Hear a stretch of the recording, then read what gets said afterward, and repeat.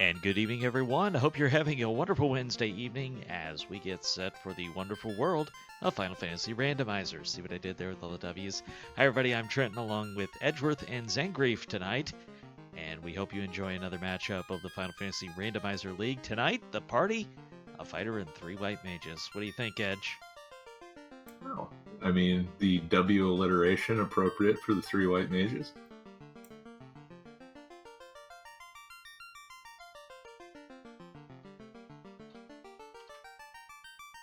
Let's see if we can't get these runners off and going here.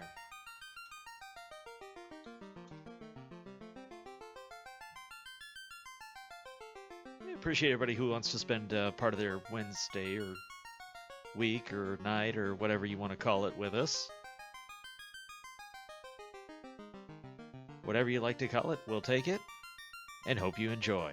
Hope our runners enjoy too. Feels great to be doing stuff. I'm not entirely sure what that was, but I think that was a follower alert from our audio source, Files. I probably shouldn't have advertised who it was. Well, I mean, the audio marker's already up there, so they know. Looks like we got gold bracelets and in the armor shop, but not much impressive in the white magic shop. So they're going to have to bonk their way through the early game, it looks like. Early Bridge, they don't have to go to Garland yet, but you're usually wise to check Temple of Fiends and see if you can't get a good treasure item there early. It looks like that's exactly what Zelnop is doing right now. Files opting for the early bridge. Well, Files just has to do the opposite of whatever I say. I'm sure whatever I predict, Files will do the opposite all night long. Well, we can predict that he's not going to ordeals this game, I suppose. He advocates it until he's actually on the restream, and then he doesn't do it. That's the way Files works. So, just a little bit of gold in that first chest. Ice, baby! We got the ice armor in Temple of Fiends. That is some nice early defense.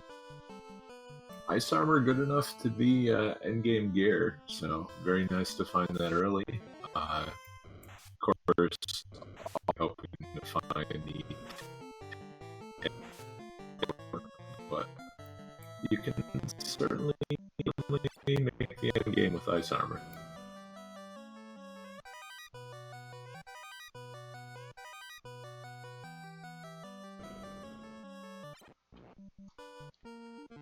If you want to vamp for a minute here, I'll try and fix the restream.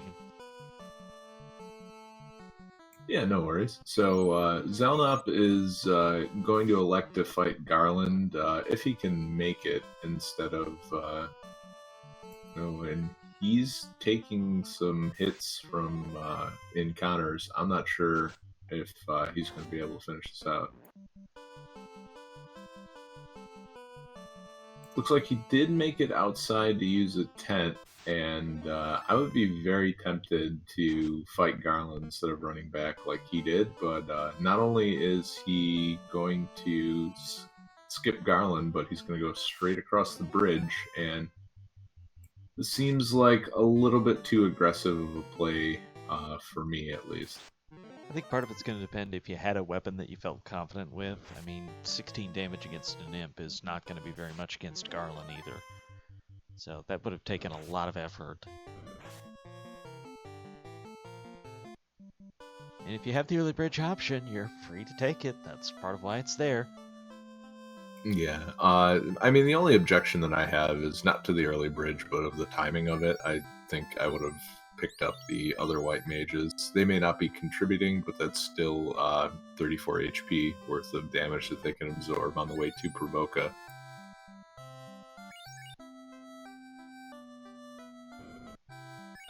So one of the things to mention is without the high flat rate bonus, these imps aren't worth that much. They won't get you... Well, for a full party they wouldn't get you to level 2, but with just the 2 party members it is enough. This is a little bit better encounter for experience, but with no damage spell, the Ogre Creep is just not going to be friendly right now. Yeah, and Zelnop not seeing what the ogre has makes it to Matoya's cave, and we'll see what the witch had stashed away.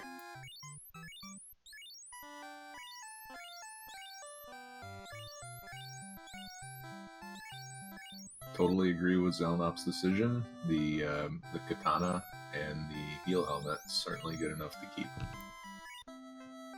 The heal helmet is pretty valuable early on relative to your hit points. And then that katana, it's just money, but it's a lot of good early money when you need good early money for spells. That item seems to roll very high on the random price list quite consistently, and it usually just finding one early katana is enough to bankroll you for most of the early game.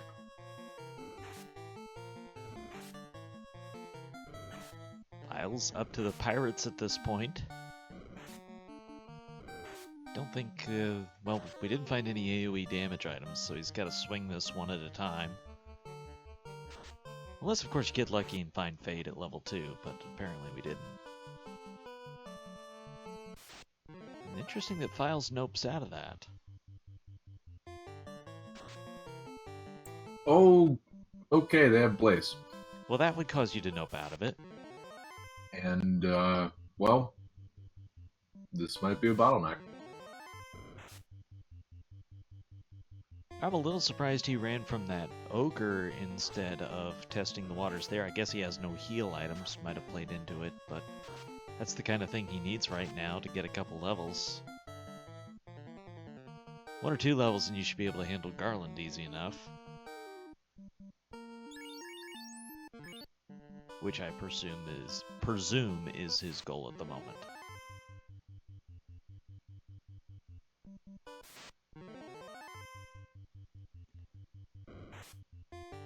This seed, by the way, of Maya, is special for anyone who might be wondering.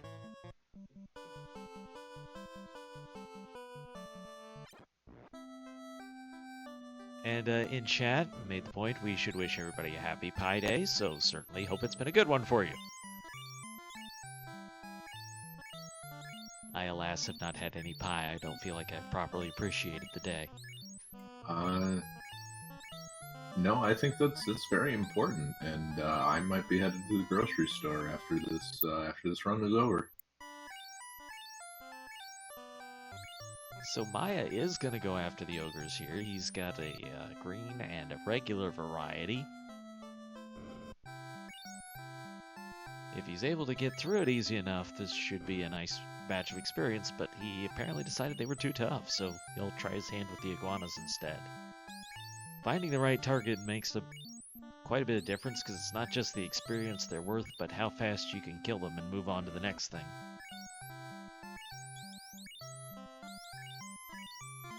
Wall at level 1, by the way, that's a pretty good level 1 white magic spell.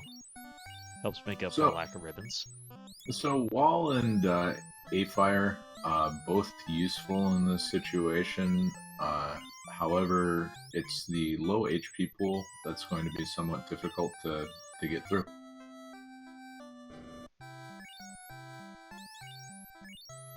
So now seeing what we have, Files looks like he's going to pick up some weapons to put on white mages, which is not a bad strategy for pirates because you may not be able to do a lot of melee damage for the whole game, but pirates don't have a lot of HP either. Yeah, unfortunately it looks like they just don't have any weapons that they can equip either. And Maya can verify this by going into this shop here.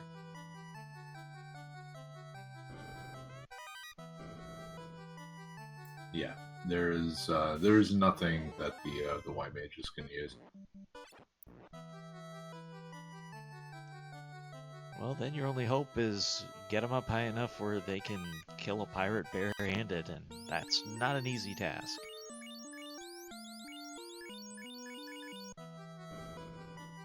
No, the other rough issue is there's really no material for a Peninsula power grind either.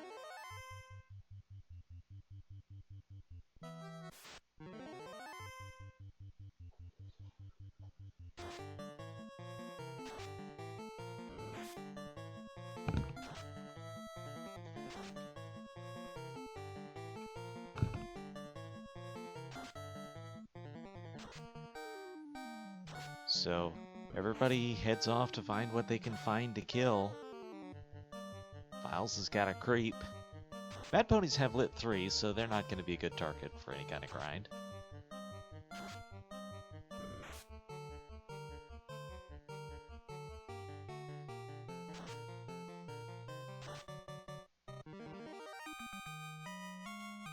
But Files gets his creep, and he gets level 2 on all the white mages.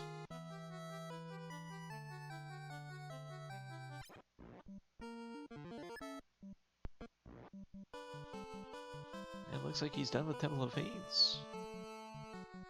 Salty apparently tried to go Peninsula Power anyways, found Tyro to have sharp teeth, I guess we'll say. Good day, buddy. It's a daring play, but if he finds a way to make it work, it could pay off big. I just don't know what he thinks I don't know what I would think is going to kill anything here. Because the Tyros can be over 300 hit points, and that's just going to take a...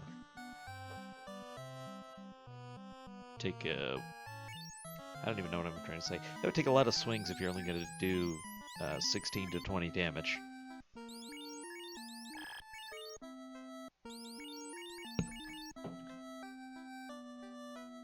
So worth mentioning at this point, we do have a bottleneck rule, so a timer has been started, and if we're not able to clear the pirates within that bottleneck time, then the seed will be re-rolled, and we will hopefully get one that they're able to complete reasonably.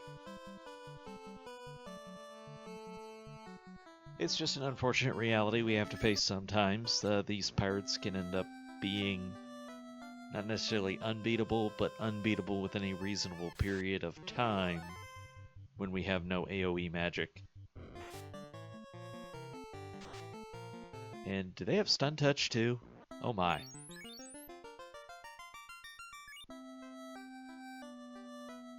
I wasn't sure if that was stun touch or poison touch.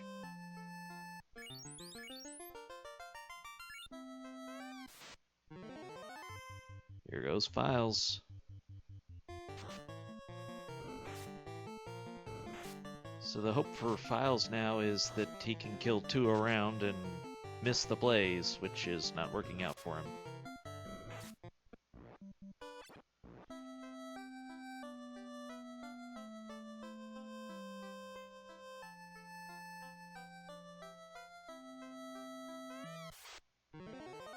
Interesting that Files is going back in. I thought that he would go try and do something a little different first. Also kind of interesting to think about what the strategy is when you know there is a time cap. And I think it becomes kind of imperative to try and push this out some way, because if you're the first one to clear that cap and wreck it for everybody else who maybe took it for granted that that wasn't going to happen, that could really pay off for you. I think I said a coherent thought in there somewhere. Yeah, and Files has actually managed to be the beneficiary of this before, so we'll see if one of his strategies works out this time. But I just feel the HP totals are so low that even though Blaze is resisted after a cast of A-Fire, it does so much damage anyway that you just can't really stand in the face of it. Worth noting that level 2 is low for this section of the game. I mean, when you think about a vanilla playthrough, especially your early playthroughs, you'd probably be level 4 to 5 at this stage, and Files is trying to do this at level 2. Not to pick on him, but just I happen to know what his levels are.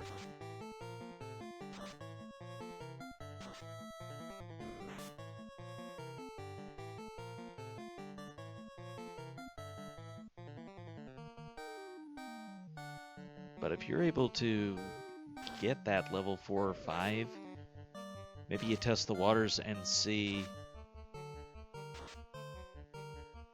if you can get your white mages strong enough to one-shot a pirate, because we don't really know how many HP they have so far, but it's usually single digits. So if you're able to get the white mage damage up to even a 5-8 damage hit, that could make all the difference in the world for this fight if you're able to get 4 pirates down around. So just to go over the bottleneck rules real quick. The first scenario, there's actually a special case in place for the pirates, and that's if they're not defeated in the first 30 minutes of play, the race will be, rerolled. So then we have 15 minutes remaining according to that rule. Yep. But the generalized bottleneck rule is 30 minutes from the bottleneck encounter. Once it's identified and discussed among the administrators, they will start a 30-minute timer, and if no one has gotten past in that 30 minutes, the seed will be rerolled. Alright, so I still think the emphasis has to be go out there and get a few levels and try and get those white mages to be able to just swing for enough to kill a pirate.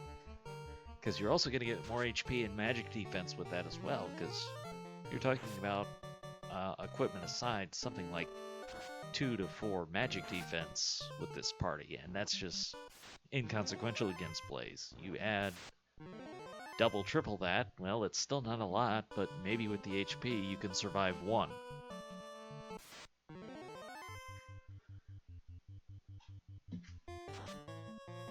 This is a case where I'm not the biggest fan of the Peninsula power grind. I more like the idea of doing the easy stuff, the imps and the iguanas. And I think you are right on the money in this case. It's a shame that you can't, there was no access to harm as well, because that would certainly make not just the Peninsula power grind better, but the grind on Geists better as well.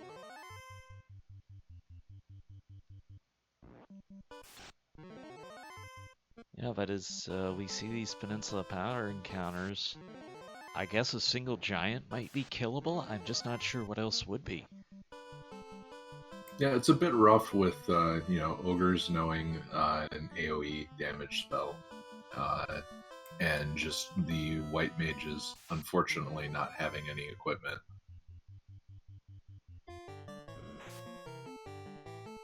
Dazzle, as long as it doesn't hit the fighter, should be okay.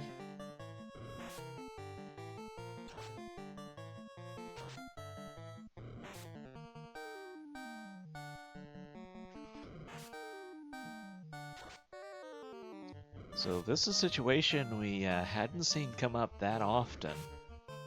It certainly has in between the tournament and the league, but usually we're able to work our way around these pirates. When you have a limited party, though, it makes it a little bit more challenging. I mean, if they had party selection options here, they could re-roll, take a red or black mage, theoretically get an AoE, and then it would just be luck at the turn order to get past this fight. But this is the challenge, to beat it with this party.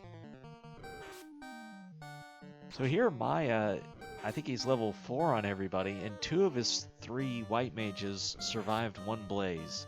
If he's able to kill a pirate with a blaze, a pirate barehanded with the white mage, that would make a world of difference.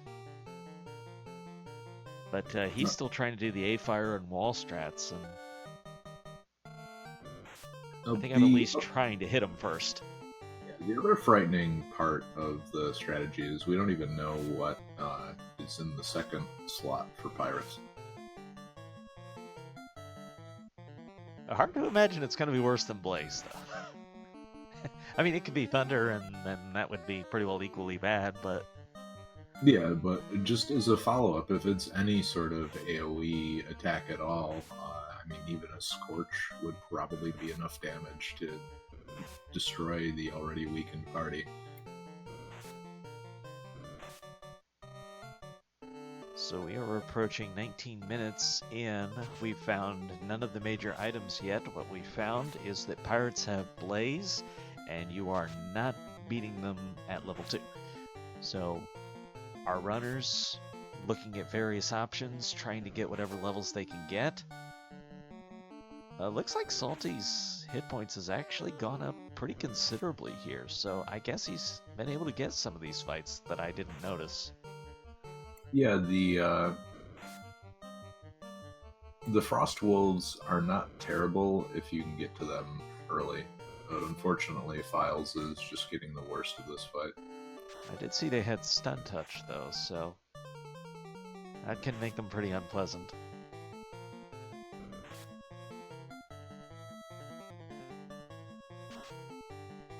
But he gets through that. So that does make a tremendous difference and can definitely get you higher levels. So he gets 5 of them for his fighter on that one fight, but he'll have to walk all the way back to Provoca.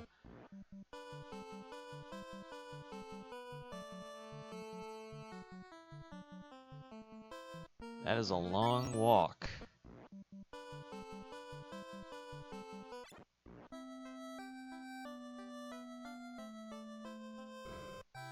With the katana in hand, though, certainly has enough money to buy as many save items as he wants.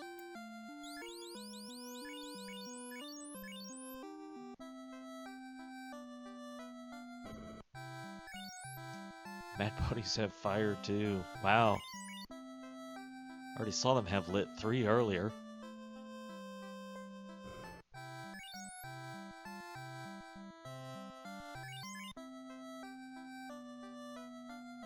I suppose Files was checking just to see if he had missed a weapon for the White Mage, because almost any hammer would do the job.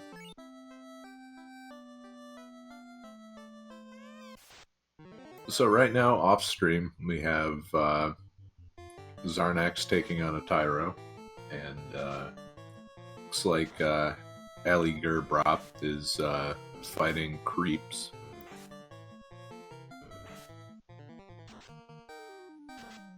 And Fuchsia is also taking another run at the pirates, unsuccessfully.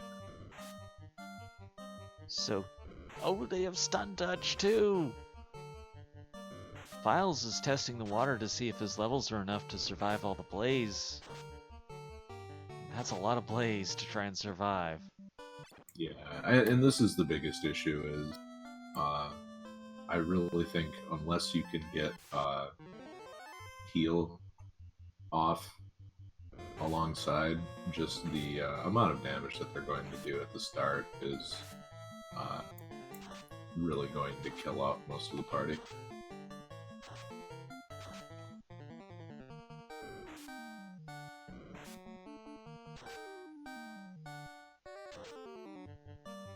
Question in chat, anything horrible? Well, you're looking at it, Kaiden. The pirates are the bottleneck, and have been for, about, I would say 14 minutes. Something in that ballpark.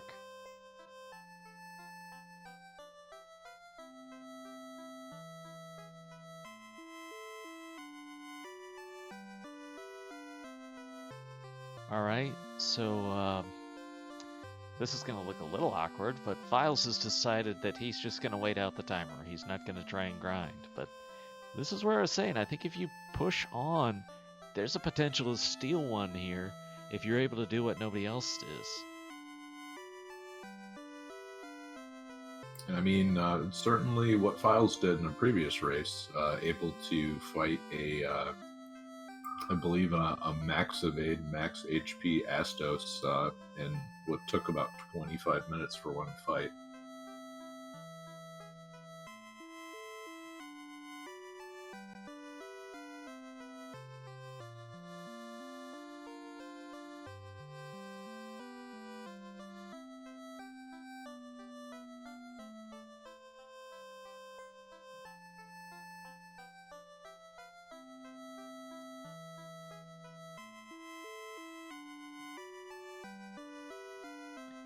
So here we go, Maya taking another attempt against the pirates.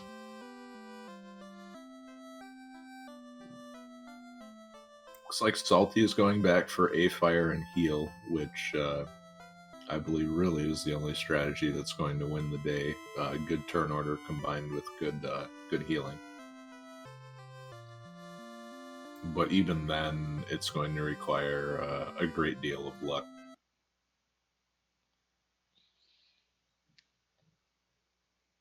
I'm not opposed to the idea of casting one wall on the fighter. I just don't know. I guess I'm stuck on my strategy of I want to try and get the white mages strong enough to whack one of these pirates. I don't know if we can get there, but I sure feel better if I can knock 2 or 3 pirates out in the first turn instead of just one. Yeah, the biggest issue with the white mages is that they're stuck doing one hit of damage until level 28. And just if anything in their one hit of damage range isn't going to be enough to kill a pirate, then it's pretty much going to be game over here. It's funny because this seems to stack up reasonably well with the ice armor and the A fire available, but the problem is that it's the strongest elemental fire attack this side of Inferno, and just the consistent damage from that, even when it's resisted, is just not enough for a low level party. Let's see, Zalnop, that was his 4th pirate. I was curious to see what rate they're doing the blaze at, and maybe not seeing this go deep enough to get a good picture. But I think It's we've seen 4 or 5 in the first round. Yeah, it seems like it's about 50%. Boy, don't you wish Mute was for sale right now? Actually, that's an ability anyways, isn't it? Oh no, mute is a spell. Oh, And no, that would Blaze. Oh, Blaze is an ability. Yes, that's right. We'll be okay eventually.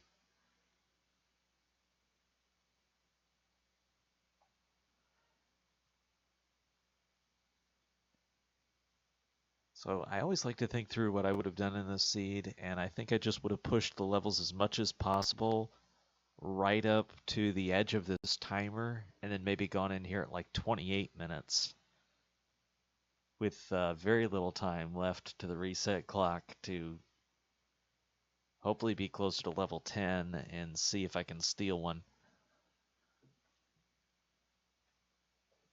Question in chat: do the runners know there is a bottleneck timer? Yeah, it's been announced in IRC, and they're well aware that in 3 minutes the seed will be rerolled. Yeah, in fact, that's why Files is sitting at the same screen right now. He's just waiting out the timer instead of more attempts, and he's saying if I lose one to that, I'll live with it.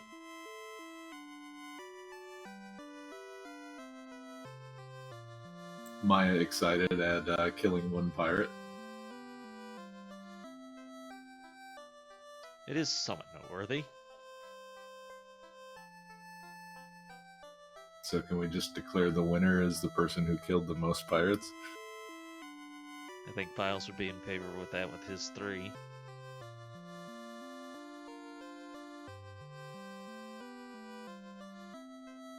Actually, I think it was only 2. I don't know how you would have stayed alive long enough to get 3.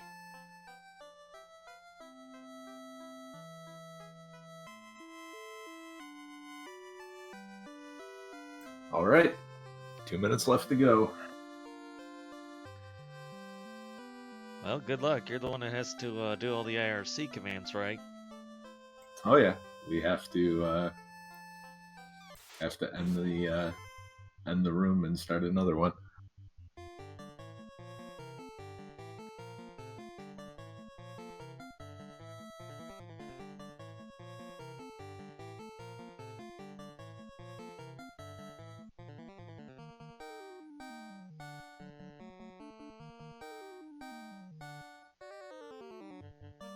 Well, I think it's pretty clear what we're looking at right now, so I'll go ahead and get a new room open for them. And then that way you can still give whatever instructions necessary in the other. Alright, sounds good. Just send me the new room address, or I can just pull that out of IRC right now.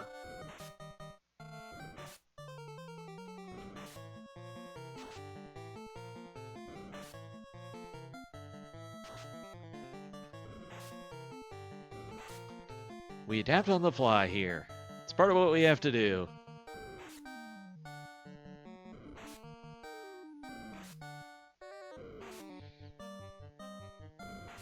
Question in the chat, basically, if somebody had eked past the pirates, what would have happened? And if that had been the case, then it would have been declared a beatable seed, and everyone would have been responsible to get by it.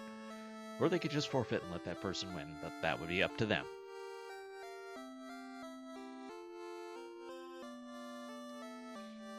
But we are about to hit the 30-minute mark, which is the cutoff point, so pretty sure all the runners will have their eye on the IRC to see the official call of this one. Not of the race, but of the seed.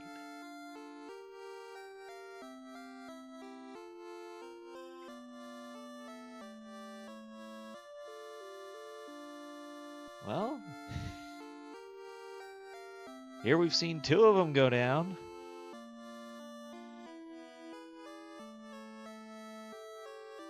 But a stunned Salty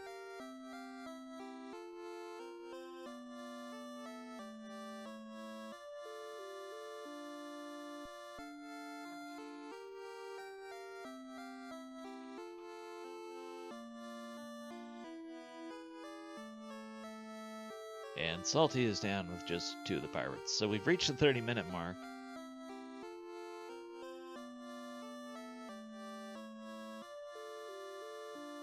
And we'll have everybody catching up here momentarily. The new room is up. Runners are starting to join it now.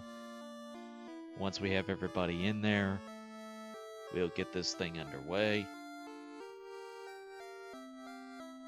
They'll, of course, all have to set up the new seed on their end, so it'll take a few moments for us to get restarted.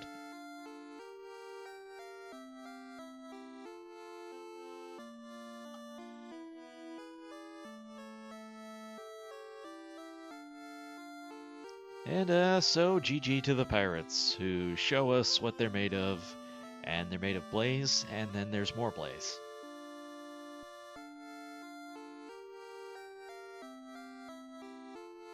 Comment in chat, is this the first reset of the league? I don't believe it is. I think we had another nasty pirates fights earlier.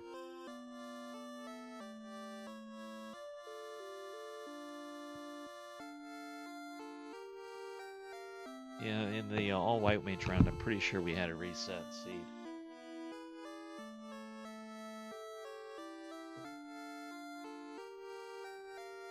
So what we basically have is an automatic reset rules so that there's no bias towards any players or opinions coming into play. It's just automatic.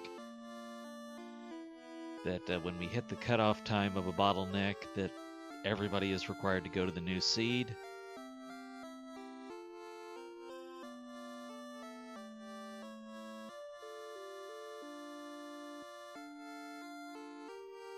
That way, things are kept fair for everyone.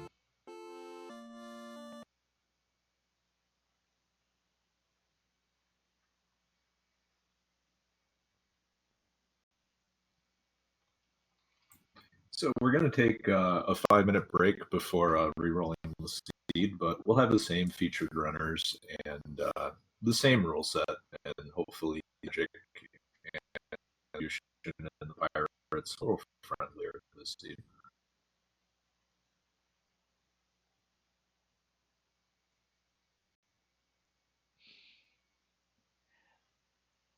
And now we might even have Zara able to join because of the change in start time. Nothing like a little ZaRNG to benefit Zar for once.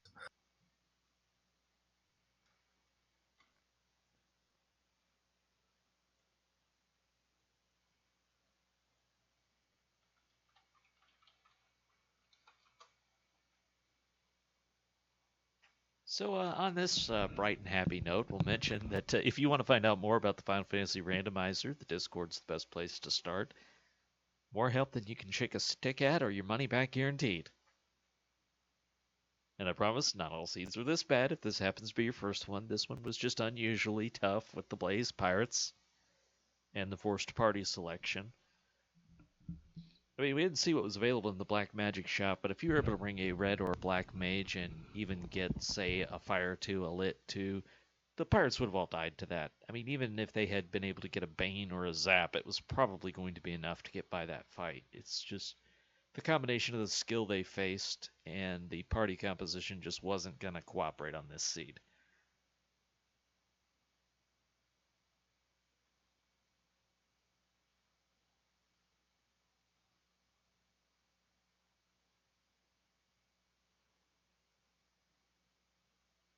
And ultimately, we will try again. Now, they can have a few different skills that cause this kind of situation.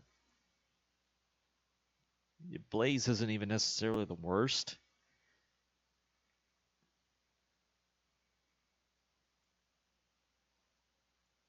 Not the worst AoE skill you can face at all, but any means. But even a lower level one like Cremate could certainly do this to a party.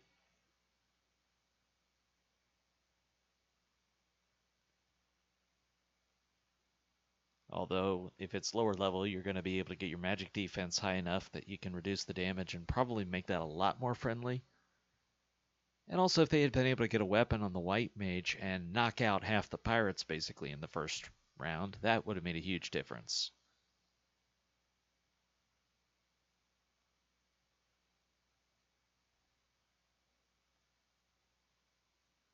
This is just not a night where things want to cooperate a lot.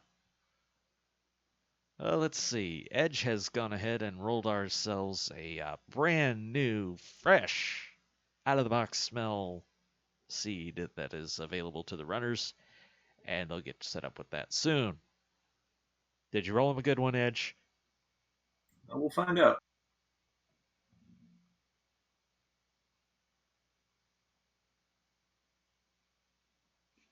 The good news is, with Final Fantasy I Randomizer, as it stands currently, we've basically reduced ourselves to just this one bottleneck.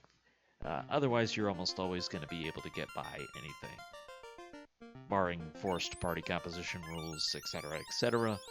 But pretty well, this pirate has been reduced to the last bottleneck, and when we get to NPC shuffle days, even that's probably going to be gone completely.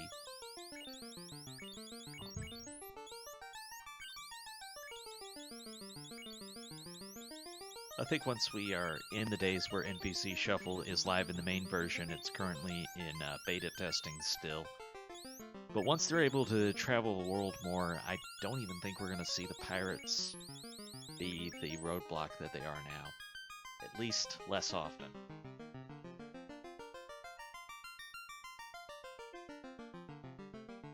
Question in chat, was there no damage spell available? Well, it's 3 white mages, so their only damage spell is Fade. And no, that wasn't available. And I guess Harm, if you want to count that as well, to be able to level up, and that was unavailable. And none of the spellcasting items either. Because if we had found a Thor's Hammer, for example, that would have also been a completely different battle.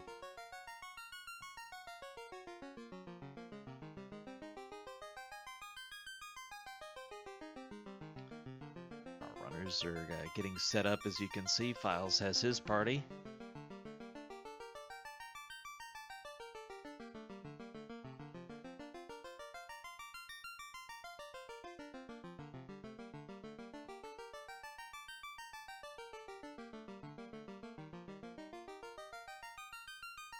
Everybody's got to get set up, and probably a good time to mention some of the conveniences that are in the randomizer if you're not familiar with them. One that's on the more recent side in terms of versions, aside from the background color scheme, as you see Maya switch to red, but you see the response rate has defaulted to the highest at 8. That is a much more recent change, and you used to have to remember it.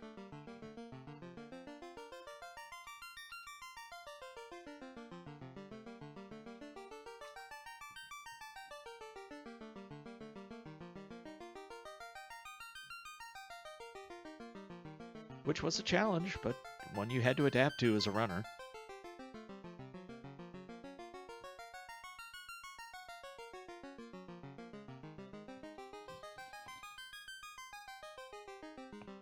See if I can remember to start the timer on the tracker this time.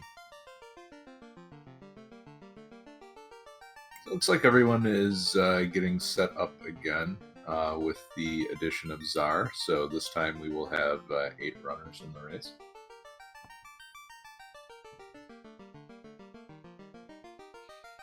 If you missed it last night, it was so close it was a .01 chaos point scored by second place.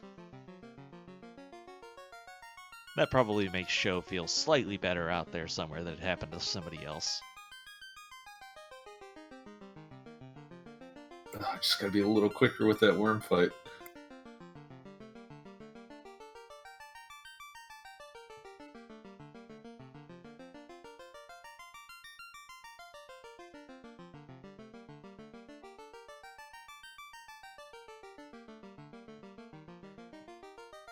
Comment in chat about Pirates with Nuclear. That one is not available to them, but there's still plenty that can wreck you. Yeah, the biggest issue is the pirates showing up as early as they do. It doesn't take the strongest spells to create somewhat of a bottleneck. Now, if this was in the neighborhood of Scorch or Cremate as their attack, then A-Fire and Level Up probably would have worked, but Blaze is just so strong early game that there really wasn't very much that any of the runners could do other than continually level up and hope that they lived through the onslaught. Alright, we have our runners in. We will be off and going shortly here.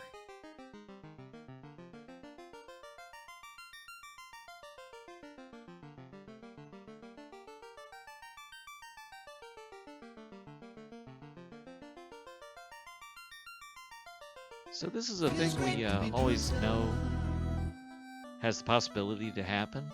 It just doesn't happen very often. But there's enough abilities out there, if they happen to roll the right script, that we can see that.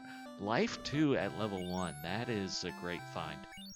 And also A-Rub, A-Ice, and A-Lit, so if you're having trouble with elemental spells, we got all your resistances covered.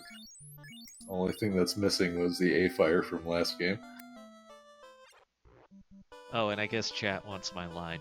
We do have script shuffle on, so if you want imps with nuke, this is how you get imps with nuke. That one is available to them.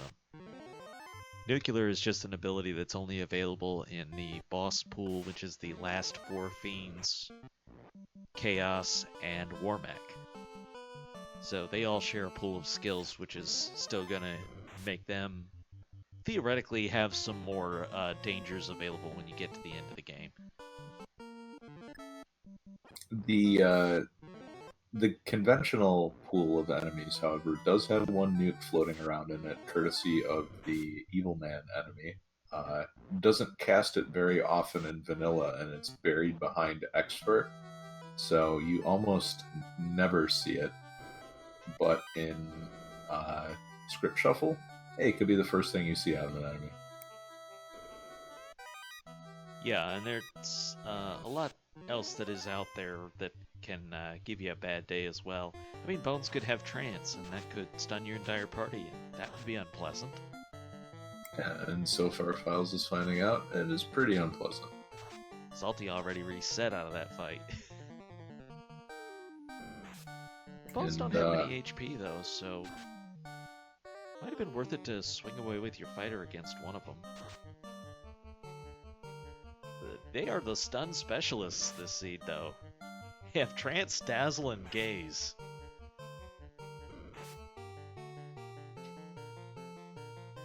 And they also seem to hit reasonably hard, too. Of course, these are all level 1 characters with no armor, so... You have to balance everything out. Okay, but there's a ghoul with 3 hits.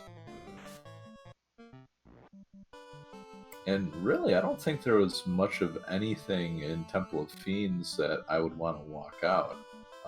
I think the house is a nice to have, but not critical. might warrant taking the early bridge and seeing what you can find at Matoya's instead.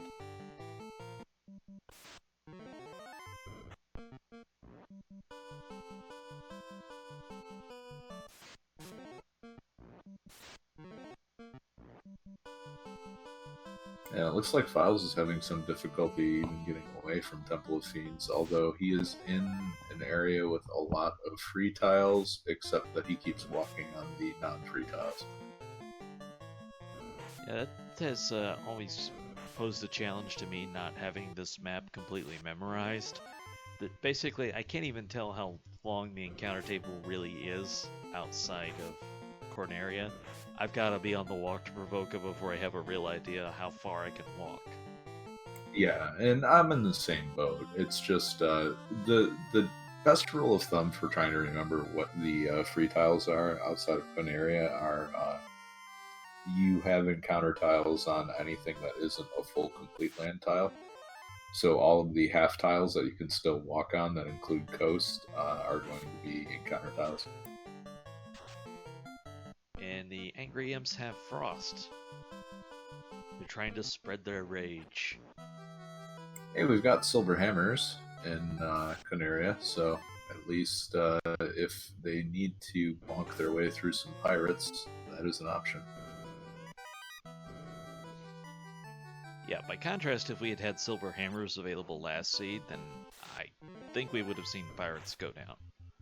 Yeah, I think it would have just with the spell casting being looking like around a 50% shot. I think just by luck of the draw, with 4 characters able to one-shot the pirates, we would have seen it. And that would also have made a huge difference. Getting the Zeus Gauntlet, as Zalnop just did, that means the pirates are beatable and it's just turn order. Oh, no complaints now, friends. That also works on the wizards as well, so... Yeah, our worst early encounters, and also you can use it on the overworld. I mean, there's not a lot of these early ones that you really want to invest a lot of time into, but still, like, if you need money, Zeus Gauntlet can help you get that a lot easier now. Yeah, and good move by Zalnop to use that Zeus Gauntlet. Those creeps hit real hard. And if their hit points are not that high, then Zeus is also going to be the safer strategy to get you out of there. Now, unfortunately, he's in bad shape in this fight if that Grimp uses Frost. Well, it doesn't matter, he got his fighter down anyways. But that's what Life 2 is for. Best healing spell in the game. Best healing spell in the game. Thank you, show.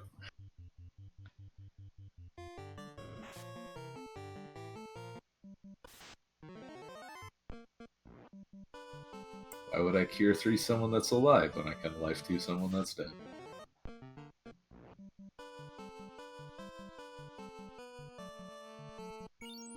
Well, looks like the Grey Wolves have a little bit high on their HP.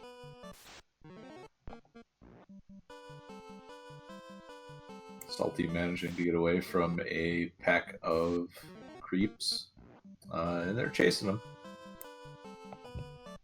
Apparently Iguana's hit pretty good.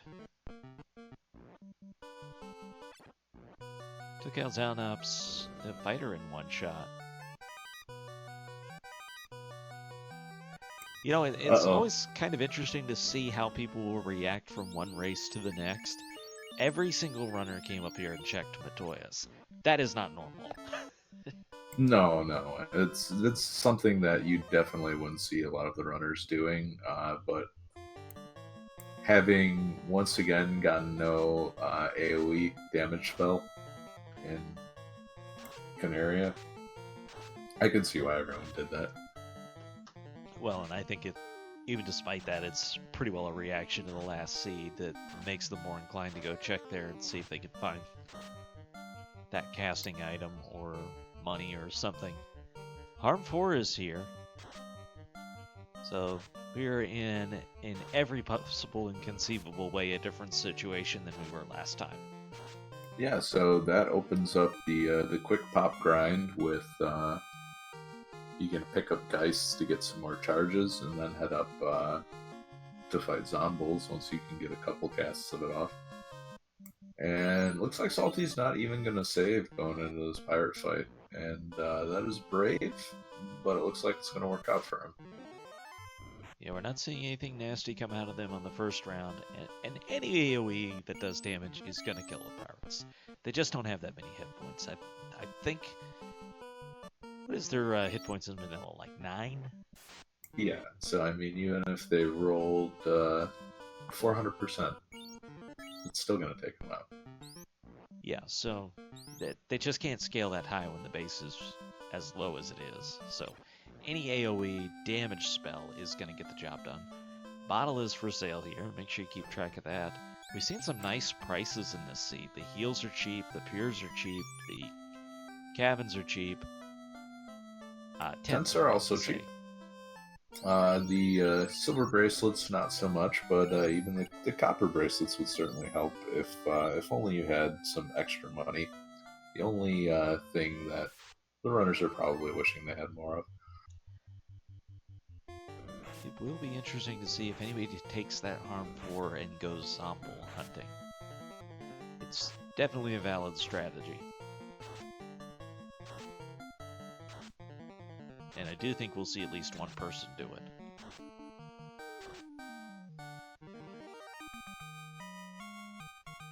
The biggest problem that I see is unless you did Temple of Fiends after Matoya's, you're not going to have enough money to do that.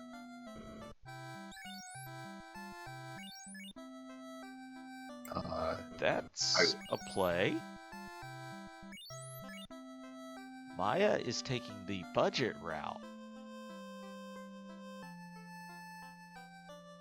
He picks up Harm 3 because of how much cheaper it is, but he can put it on everybody. That's a pretty smart play. But then he's not going to pop anyways.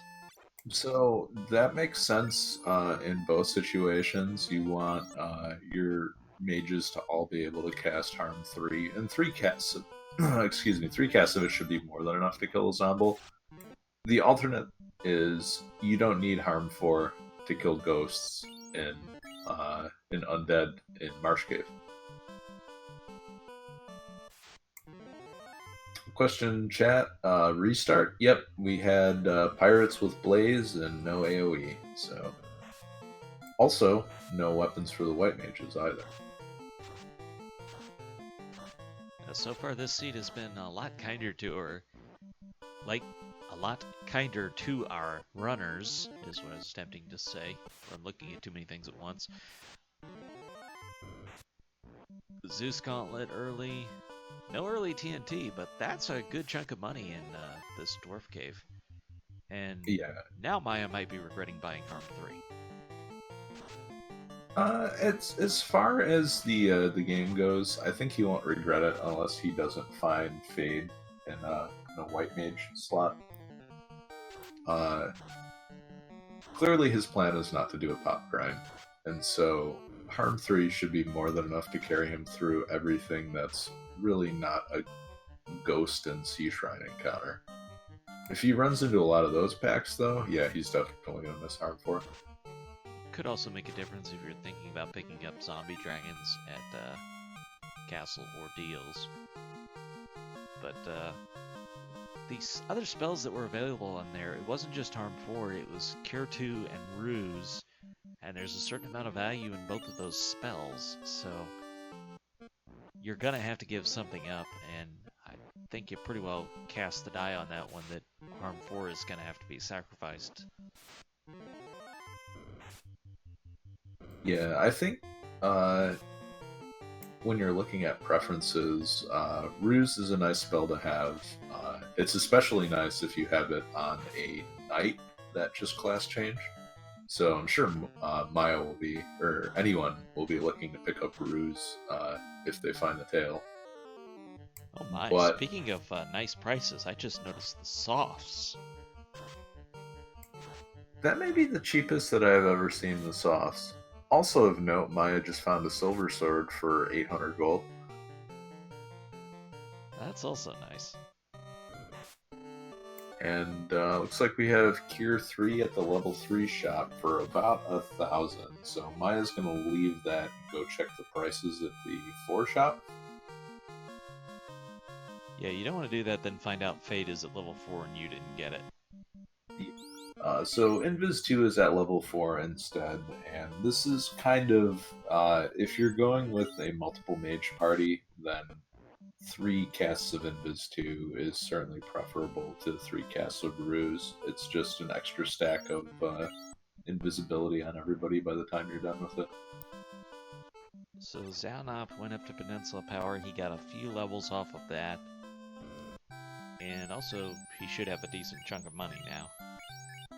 Yeah, Maya, not having very many level 3 charges, is opting to stock up on cheap heal potions instead, which is something that I support entirely.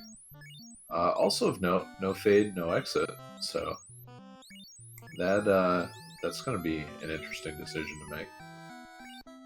Exit, I would kind of rather be on the later side. If it's like a level 6, level 7 spell, well, level 6 would be better for me. 5 or 6 is where I'd like it to fall.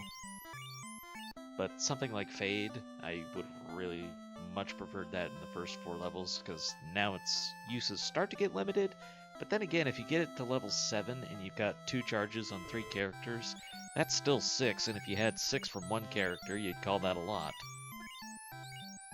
The earlier you do get exit, though, the more use you get out of it, and the more time you will save. So, for example, in level 1, exit is still probably worth it. You can cast it to skip the walk back to Garland in Temple of Fiends. You can just leave and re-enter, and that's a significantly short walk, rather than coming all the way back from the upper left-hand corner. You get to use it in Matoya's Cave, you get to use it in Dwarf, and you can skip the walks back in Marsh. Yeah, and that can save your entire run in Marsh under the right circumstances, because if the encounters are just that bad, then being able to get out of there without having to do the walk back can make all the difference in the world. So Salty is our first runner there. Files has gone back to Peninsula Power.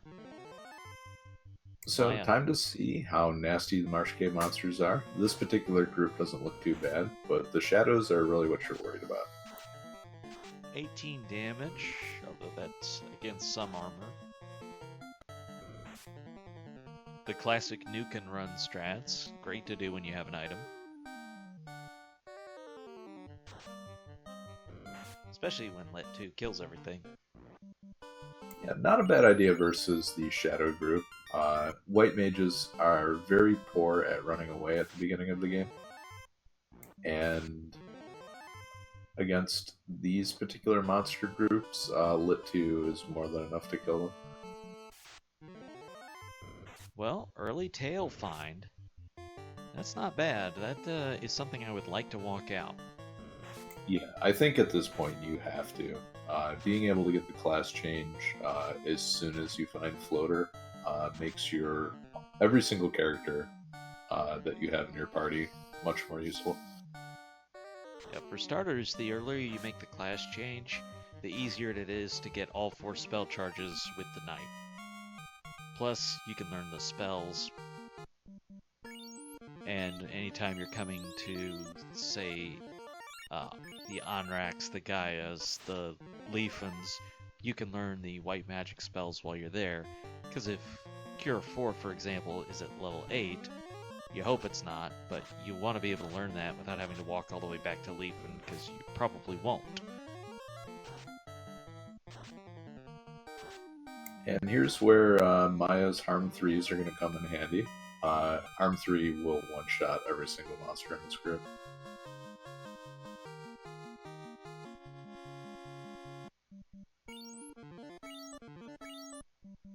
And while this isn't as focused as a pop grind per se, still taking these fights as you go along is pretty efficient.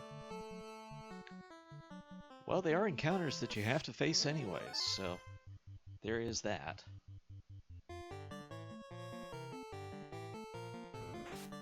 Oh, we missed the tombstone. I just saw it flash away. If you're used to that in vanilla, but you haven't seen it in the randomizer, go check out the Tombstones in Elfland. It's worth it, I promise. It's worth the price of admission.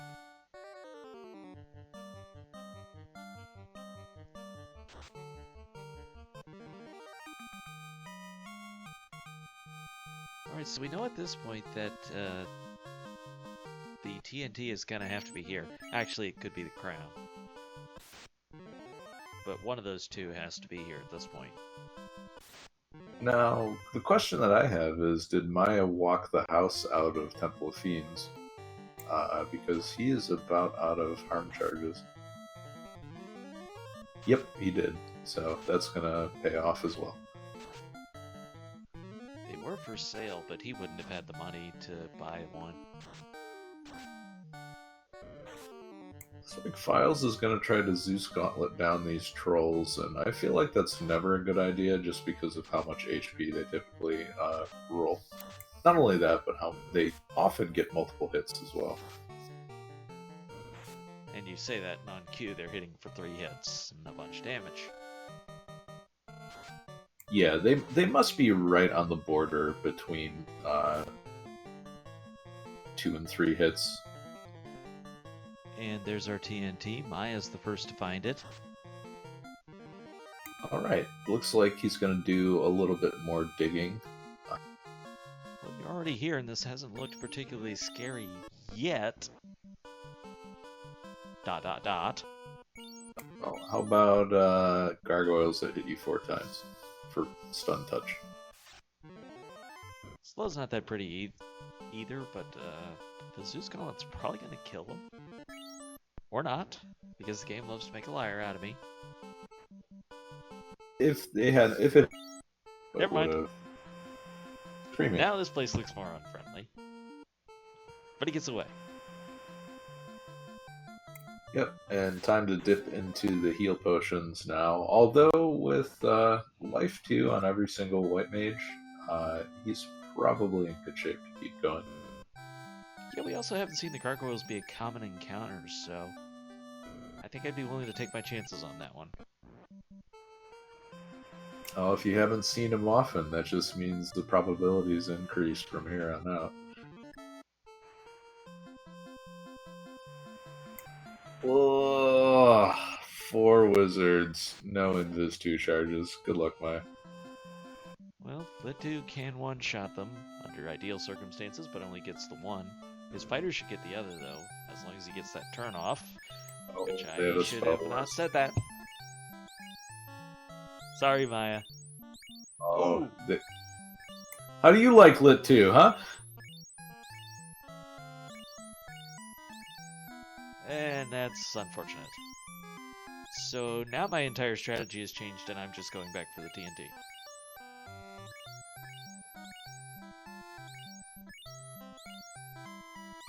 Yeah, this is just one of those situations where I don't feel very comfortable clearing this dungeon out at low levels in case situations like this happen.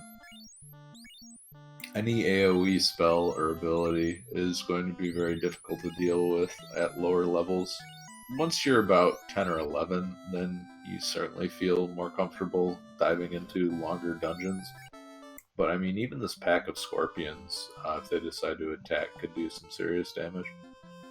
And that's where the Peninsula Power Grind really does have the ability to pay off. You go in here and you're at a comfortable level and you've got more spell charges and more hit points. I mean, if you've got a bunch more hit points, then this cremate is just not that scary.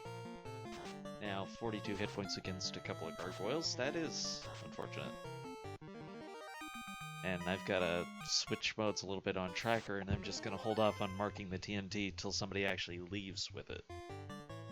And I think that's fair. Meanwhile, Zelnop joins them and picks up his tail as well. So let's see if Maya does the instant get me out of here strats. And sure does. We didn't see gargoyles on the other 2 floors, so I think he's going to be okay on that front.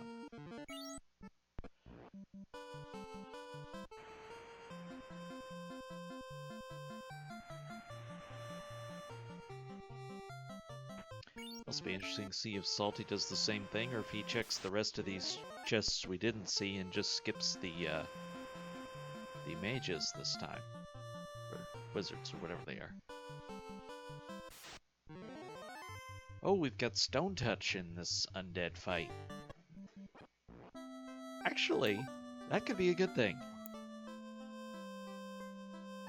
3 man, and you don't even need life to bring them up when you want to.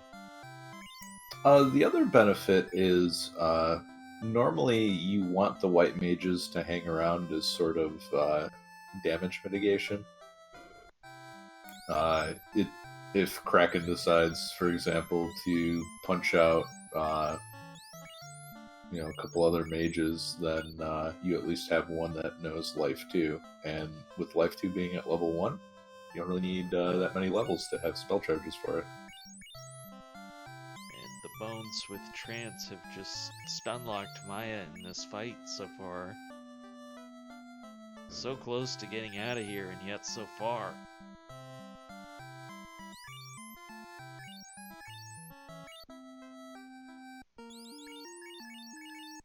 Well, you didn't like pirates? Well, how about a bad Marsh Cave? I mean, not as bad a Marsh Cave as it could be.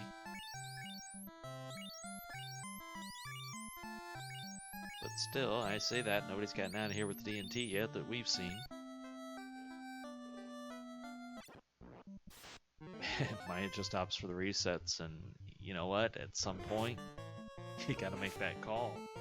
How long are you willing to sit there stun-locked?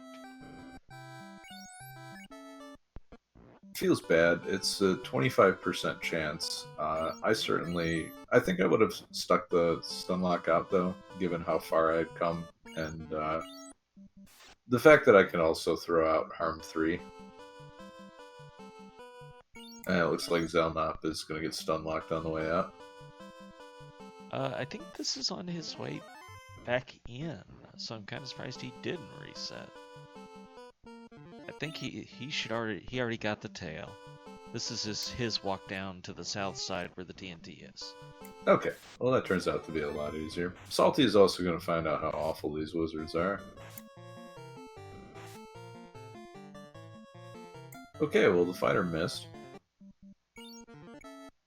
Only 3 wizards for Salty, that's a little better. Because your fighter's probably going to take it out one at a time, and Zeus Gauntlet will probably finish them if you get the second one off. And it looks like he will get the second one off. And there you go. So he's going to be our first person to see this chest, and he might be the only one. And it's just a little bit of gold. Pocket change.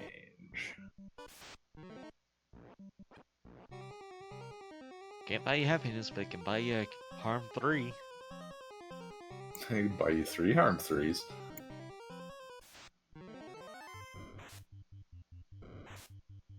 So it looks like at this point, every single runner, including the ones off stream, are in the Marsh Cave right now.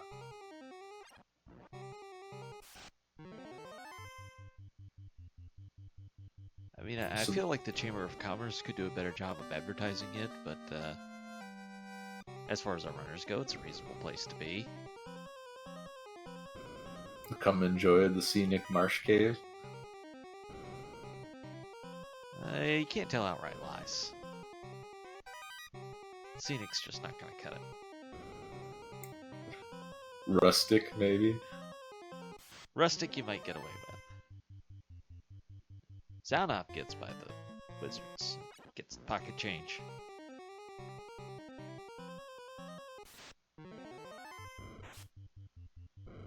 So it looks like Maya's strategy of just noping on out is not going to hurt him.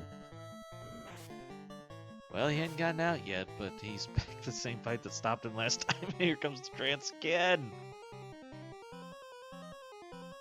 We have one white mage that's still standing up.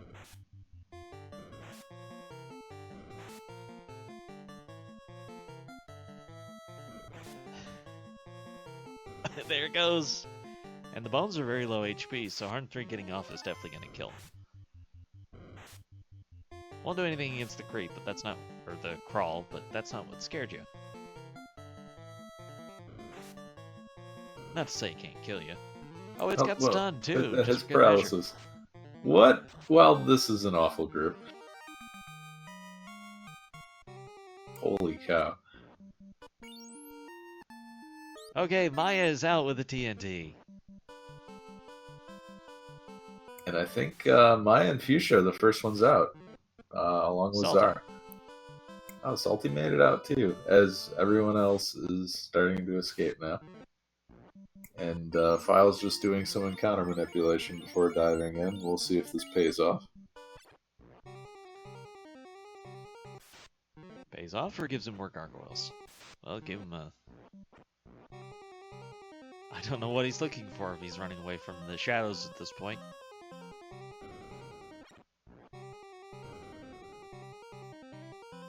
Maybe he was just looking for a hero walk. And here you've got Stone Touch on the table, so... Again, what you're looking for becomes relative, but if it's an all-undead encounter, then Harm 4 is definitely going to take care of business.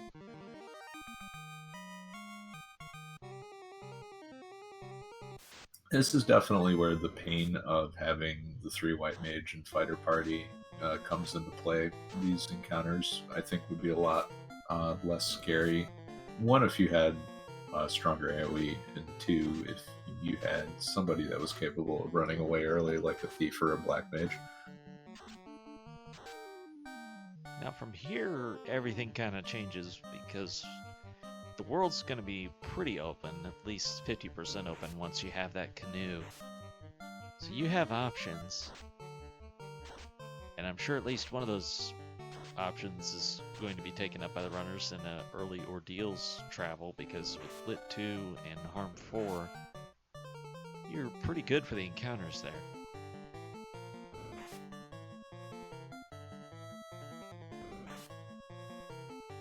I think Maya, even having just Harm 3, would be in pretty good shape for those encounters.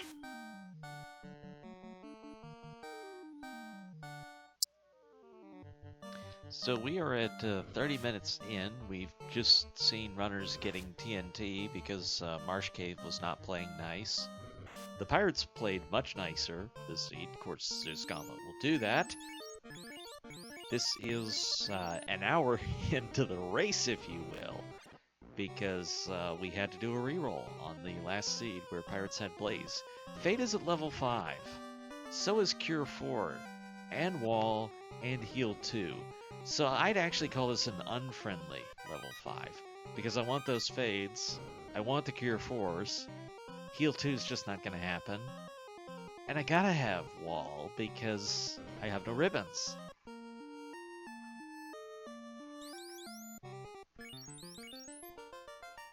Do you disagree with me on any of that? So it's certainly unenviable, but I think at this point, if I had to cut one of those spells, it would be Wall. Feels very bad to do that, but if I can get at least 1 ribbon and the full set of equipment for the knight, thinking Pro Ring, Age of Shield, and Dragon Armor, I feel reasonably comfortable going into dungeons and Temple of Fiends. The White Mage with Plentiful Life 2 means that as long as they have the ribbon and don't instantly die, they can recover. And having Fade also means that in the worst case scenario, they can at least AoE down whatever group killed the rest of the party. So Edge, if you had to pick one monster for the Sea Shrine to be the absolute worst candidate to have Thunder, which would you pick? Arsahag? That would be the one. They have Thunder this seed. Oh, there you go.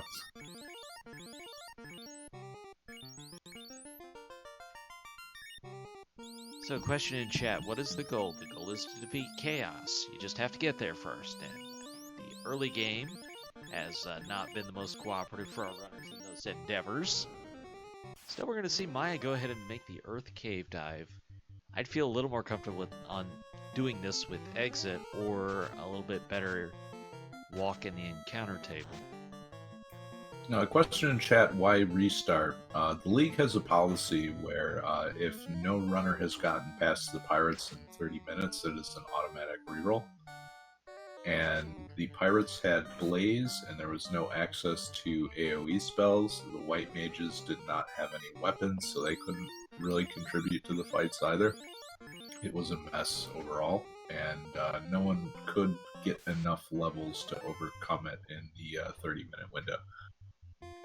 Yeah, now, if we had given the runners, if they had unlimited time, then yes, in an hour of grinding, you could have gotten to high enough levels to get past that fight. That it's not that the fight was completely unbeatable, it was just unbeatable within a reasonable amount of time. And we want to keep the rules of the league friendly to runners and watchers, so it's a rule that makes sense. It's just easier to move on. Yeah, if you consider where the runners are right now, we have one runner in Earth 30 minutes in, as opposed to, still getting levels trying to fight the Pirates.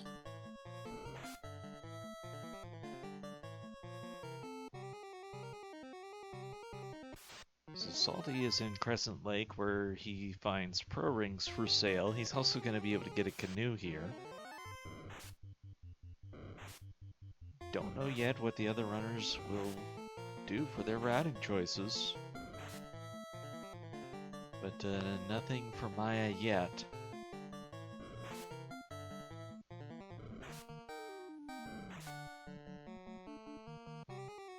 But it looks like the first floor is enough for him, but he's going to move on.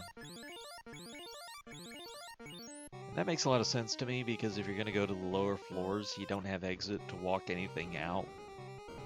Plus, you'd have to fight a couple of Earths to do that, and that seems like a tall order right now. Yeah, especially with the White Mages not having enough levels to cast Fade. This may be where File's Pop Grind pays off, though, because if you can get at least one Fade charge, he'll be able to take advantage of the packs of Peeds.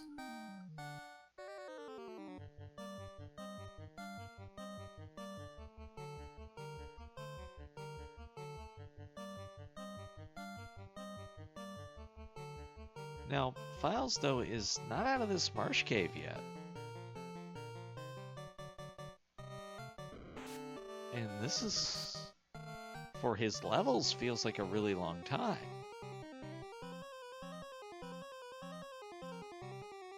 He came in here probably 8 levels higher than anybody else did. And I would have thought it'd be a pretty quick trip.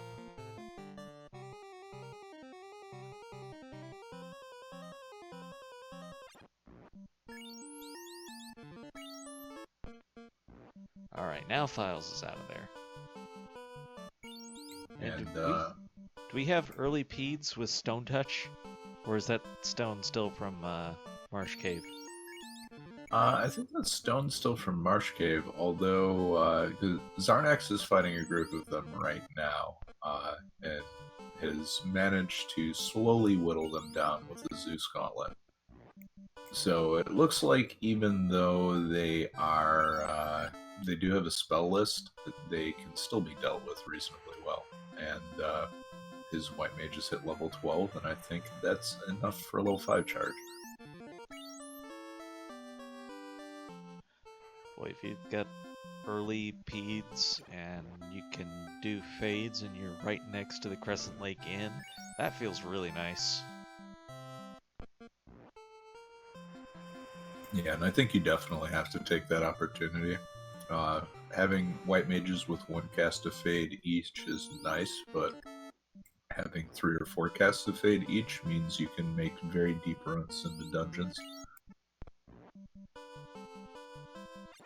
I don't know if we ever saw the white magic for sale here, though. This is kind of the last... Let's see.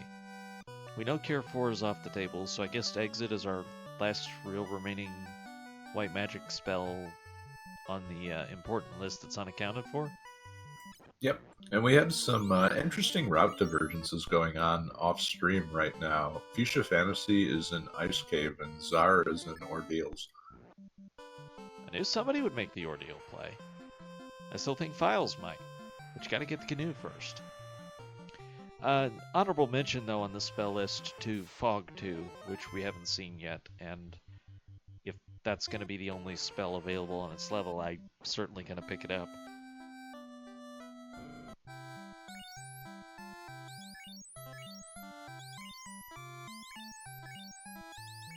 Life 1 not going to have a ton of importance at this point. Still, I might pick it up as a utility. It looks like Czar made the same play as Maya to pick up Harm 3 for all the mages instead of Harm 4 for 1. So he probably was hard up for money in his first trip through Provoca. Has a very large stack of heal potions, though, so he should be able to push his way through this dungeon in short order. Hydras are not playing nice today. To the point Soundup's just going to reset out of them that time. I find that very often they don't play nice to the point where I don't take any encounters on river tiles that are in the southern hemisphere. And they have Poison Touch on top of hitting 4 times for 200 damage. Oh, jeez. So they're just being about as unpleasant as they can be. This is why no one invites them to parties. That and they stick their nose in everybody's business. Noses. Because they can stick them in multiple places. See what I did there? Anyways, Files is an Earth Cave. And Maya has a Pete encounter. Kind of would prefer the one early. Well, never mind, they have slow. I was going to say, the one early means you can whack away at it with the fighter without taking a lot of damage. It looks like Maya doesn't want to mess with that too much, though.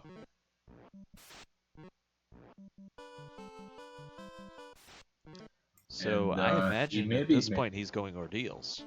Yeah, that would certainly be a sensible play.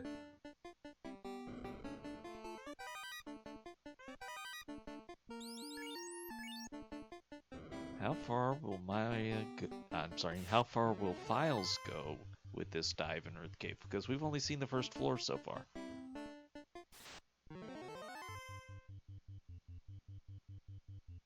So Czar makes it to the end of the Ordeal's teleporter maze and then gets teleported right to the entrance. And at this point, I'm very concerned that he might softlock. Well, I mean, if you're back at the entrance, you have no exit to cast. But you should know the pathway, at least.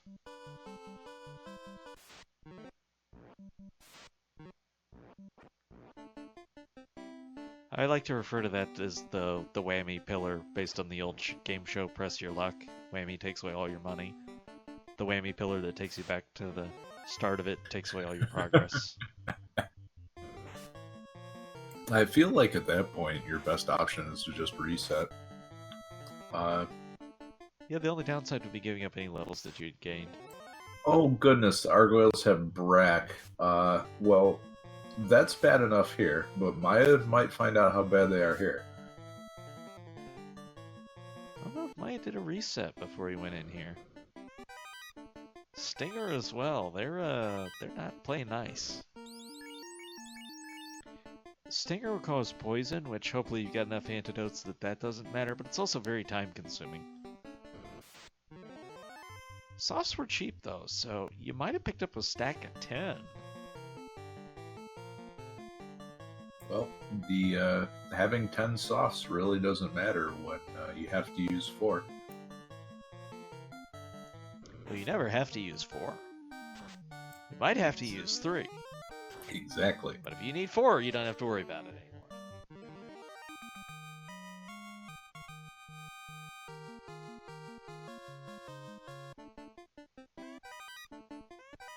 Okay, so some comments in chat that audio is quiet. I will attempt to adjust. So Fuchsia paused for about 10 seconds looking at the the chest guarded by the eye and then left.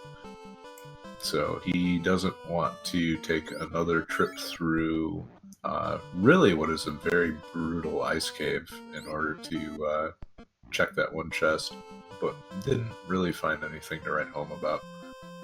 Looks like Volcano is not very nice either. I saw 2 party members stunned, and then a stun from the red gargoyles. I didn't get to see what all they had, but it didn't look nice. No, the gargoyles are absolutely brutal, hitting for 4 hits. And we have a crown for Salty.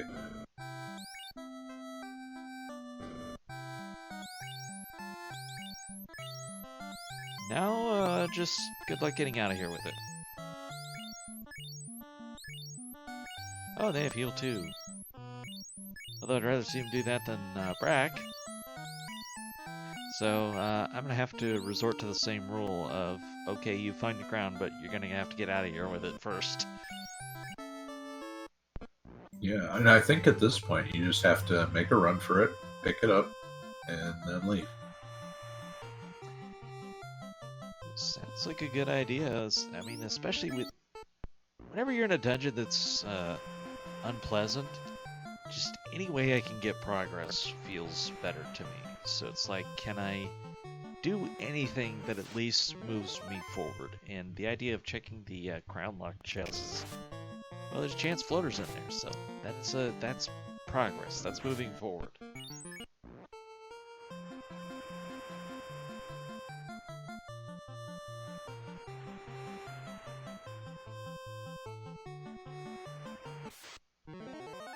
Oh god, Maya again running into these packs of gargoyles.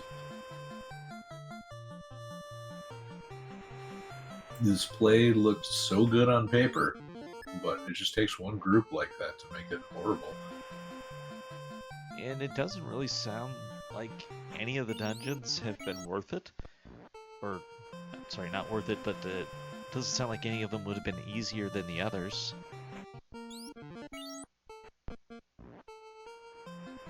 You said runner went away from the eye, which might have just been for lack of a better weapon with the fighter, but even still, nobody feels like fighting the eye. Yeah, so kind of exactly what Zarnax did. Gun until you get fade charges, and then continue fighting them and doing your grind there. And looks like we have a forfeit off stream as Fuchsia Fantasy hangs it up, coming up empty through Ice Cave, and deciding post gamble probably can't make the time up.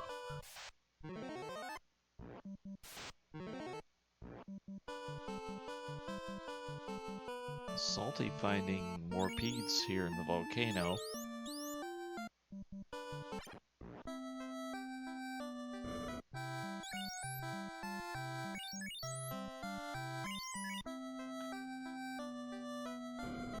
Well, it's kind of interesting that, in theory, Files should have made up his time already, I would think, with the extra levels he got.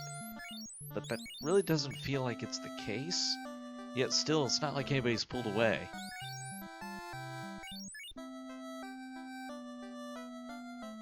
No, Files has been taking the more slow and steady approach, not really taking a time-consuming wipe that has benefited Files, but at the same time, that pop grind really did take quite a long time. Question in chat from one of our runners, Fuchsia. Has anything interesting been found? Well, there you have it right there. The crown was here in the armory, and we'll see if Salty is able to get out with it this time, because the red gargoyles have not allowed that so far.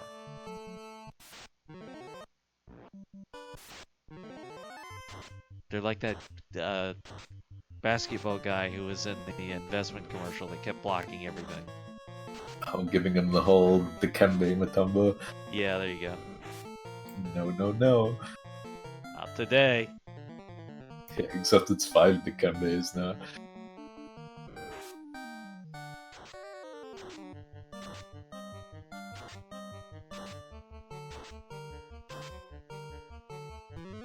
So at this point, given how brutal this all the dungeons have been so far, would you be tempted to just do the crown chain? I would. I can't say I fault Salty for going back in here to see if he can find other treasure. And in particular, if he can get to the Agamas and find out what they're like. Because if they're paper, then problems are solved. Yeah, especially with access to all the healing, 99 heal potions. Zarnak's winding his way down to the bottom and unfortunately runs into a group 8. And hey, there's 2 fires. Well, that's very interesting. I wonder how far down the encounter table that was. Oh. And he only has 2 Fade casts left. He's going to use both of them on this fight. This might be time to walk it out then. Salty finds ice armor, which will be helpful. Is Zaunab gonna walk this crown out? Looks like it. He's just gotta get there first. Maya is here in Ordeal and about to give us a look at what is here, and so far it's just pocket change. So I think if I was in any of the other runners' shoes, what I would do is plan on not beating Carrie unless I find a weapon or a piece of equipment that would make that possible. Things that I'm looking for or thinking of would be Power Gauntlet, Mazmune. So interesting, Maya found the adamant. So adamant and tail. So there's your Excalibur, and with weapon fixes on, Excal is very good through just basically up through Temple of Fiends, and then it falls behind. So he has a weapon after class change for all but really the end game. Salty just found the white shirt here in the Agama room. So white shirt not as useful with access to Invis 2. It actually might have more value as a piece of armor because it confers death protection and the same armor level as a gold bracelet. So I find these Agamas very curious. Only hitting for 2 damage. The poison's annoying, sure, but it looks like they'd be a safe grind, although we don't know how many hit points they have for how long it would take you.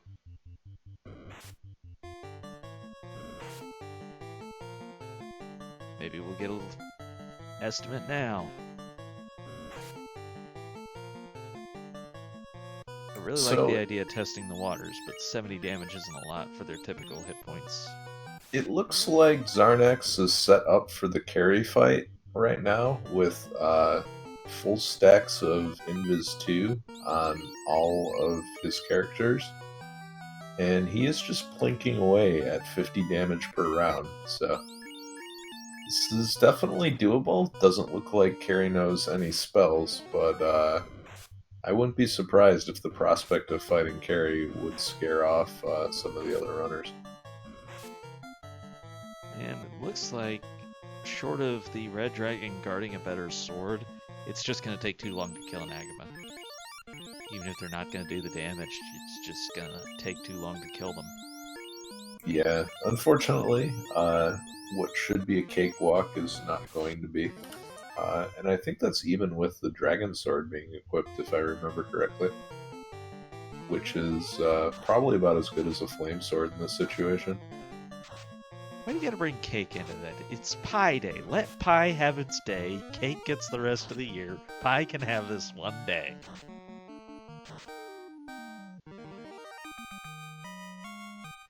Red Dragon time. Is there a day for Cobbler? depends on your local harvest season. Actually, it looks like the red dragons don't have that much HP, but they have a lot of hit power. Giants? Well, no, Dragon Sword's going to be better with weapons fixes than the Giant Sword. There you go. Yes. Yeah, there we go. The other thing against the dragon, otherwise they're pretty neutral, I think. The other thing of note is that the Agamos also count as dragons. So this is, and yeah, there's 100 damage with the extra third hit, which he wouldn't have had with the Giant Sword.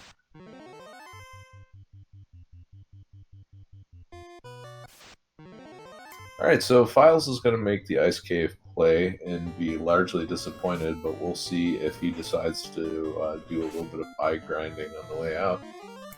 Maya runs into Saurias and is going to fade them down because they are basically 0.8 of an Agama and totally worth killing. Meanwhile, Zalnop has decided to follow the crown chain, so he found out it was Astos all along. Yeah, also, I feel like I saw Files did pick up the flame sword here in the Ice Cave, so he's got the best weapon right now. Yeah, I feel like Zalnop doing this right now is the best move. He may not have killed Carrie, but at the same time,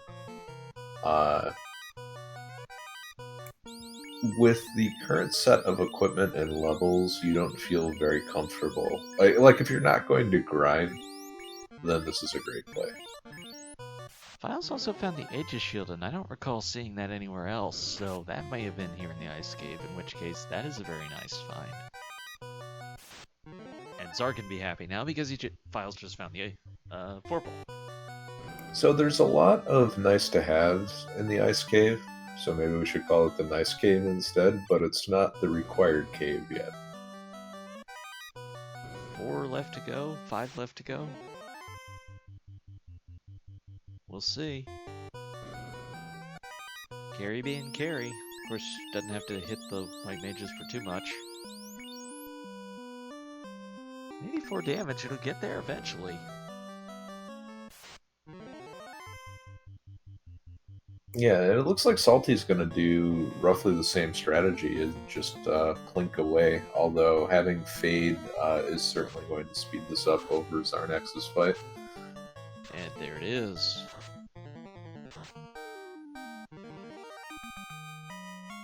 So of our featured runners, it'll be Salty who gets the first orb lit.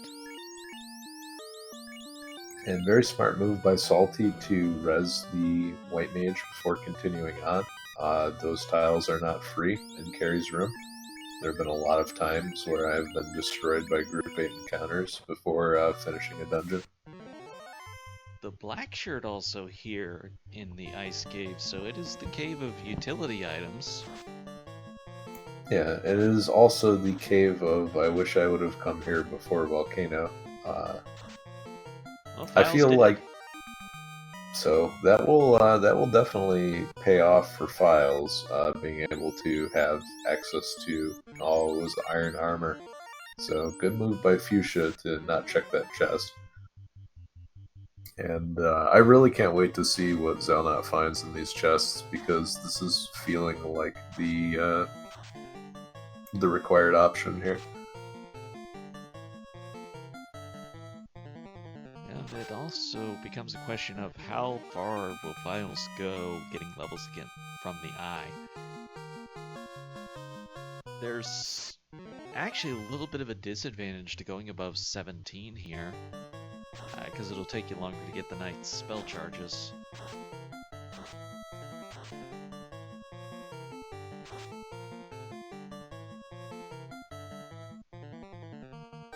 Alright. Let's see what the Elven King was sleeping on, or the Prince. There it is. Well, I suppose if you're going to take a light nap, the floater is a good thing to do it with. And will he check anything else before he goes for the airship, or just check it all with the airship? I think the only thing that makes sense to check is if you're going to take the alternate way out, is Astos Castle by docking at the river and checking that on the way by. Zelnop is going to take the more direct route, but by leaving the ship and walking across land, the encounter threshold switches from the 3 at sea to the 10 in the overworld. So I feel like even though it's a little bit longer to walk the route west instead of east, you get fewer encounters, so it's worth it. It can depend a little on how your encounter manipulation is. If you're able to get a good run, which is not available early, but run a few off and you look to be able to do okay. Yeah, if you can do this without getting any encounters, then absolutely, that's the right move. But that doesn't seem to be the case for Zelnut right now, although he may just be, oh god, eyes have toxic. Apparently it does. So that may change plans. It depends if he has pro rings, but even with pro rings, I mean, that's still the 3 and 256 that it goes through, so it feels real bad doing a solo grind. Okay, so apparently Maya has decided to grind for experience from Sorias. I can't say that's a strategy I've seen employed before. Well, they are basically a little less good than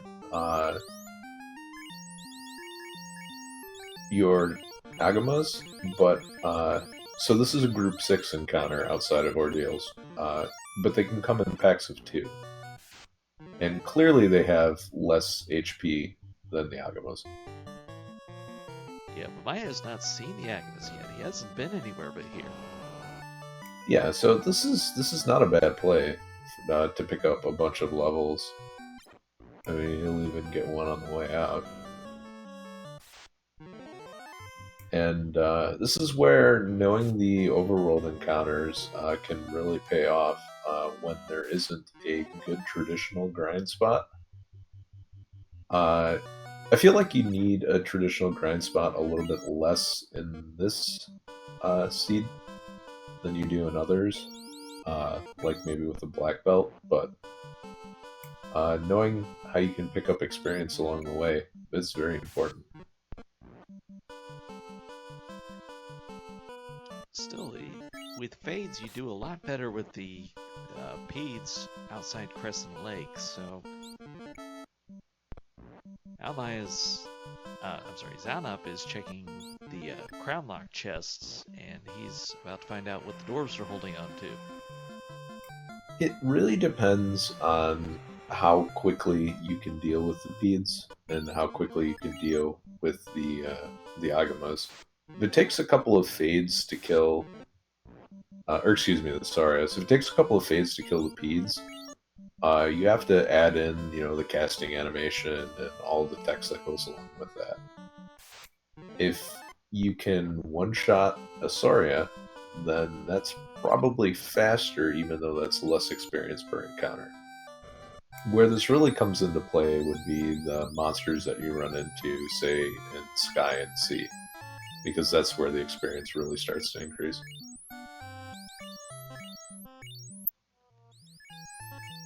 Also,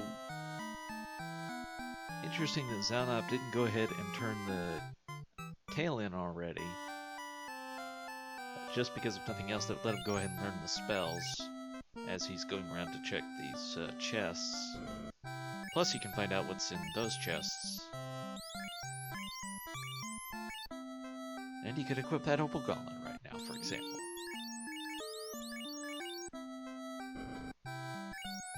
But maybe that'll be what he does next. It also makes sense to just go ahead and do this where everything's easy. Crescent Lake, Corneria, which is nice and close. And then go straight north from there and try and turn in your tail that way.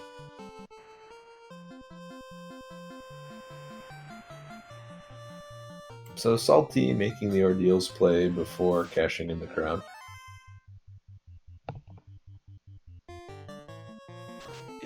I'm not wild about that. If I get the crown, I feel like the game is telling me go turn it in. And generally, when I don't have a strong reason to do otherwise, I like to follow the logic of the game.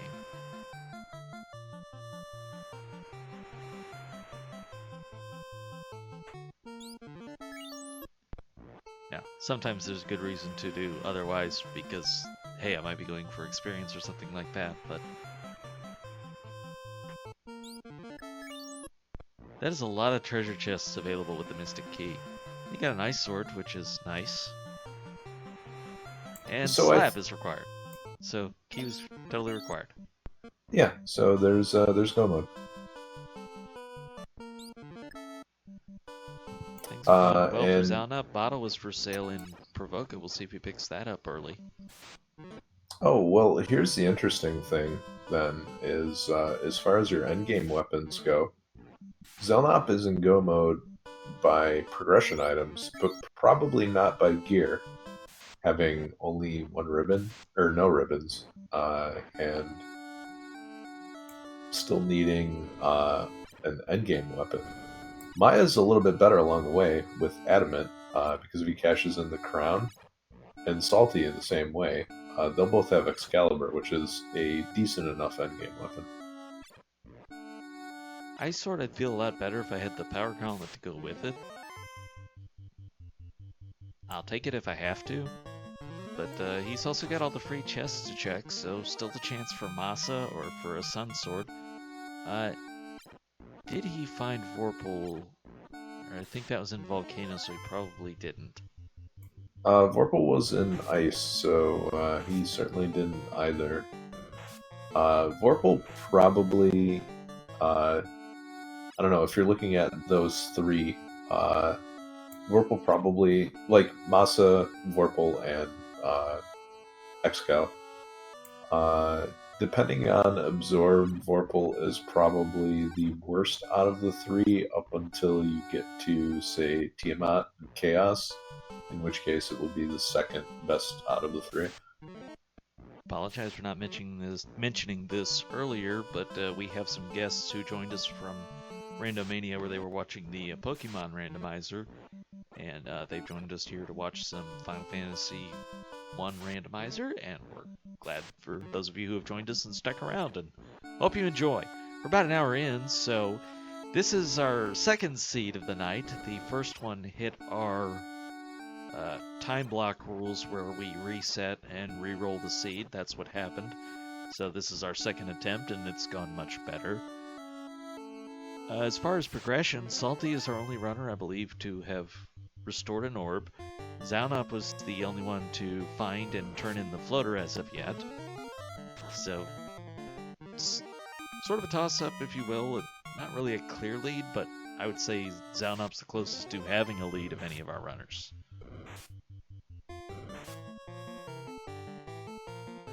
Question, what was in Ice Cave? There was a lot in Ice Cave. There was the black shirt, there was the Vorpal, I think the white shirt was there as well, and a flame sword.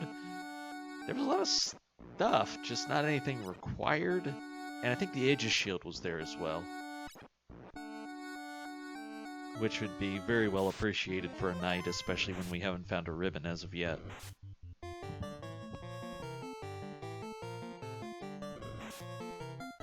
With no ribbon, a Pro Ring and an Aegis shield are going to feel a lot better.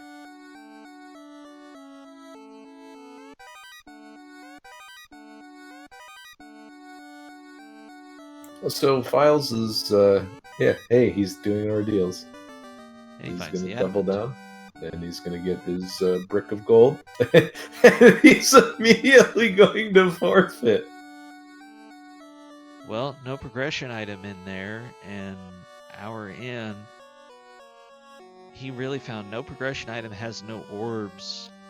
It probably sounds better on paper when he thinks about it that way, but Yeah, I suppose he feels like he's very far behind, but actually, just given the fact of how often everyone else involved in this race is wiped, he's not that far behind.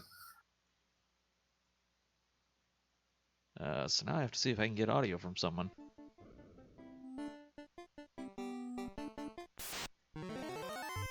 Don't know if Zal is using his mic, but we'll try that for now.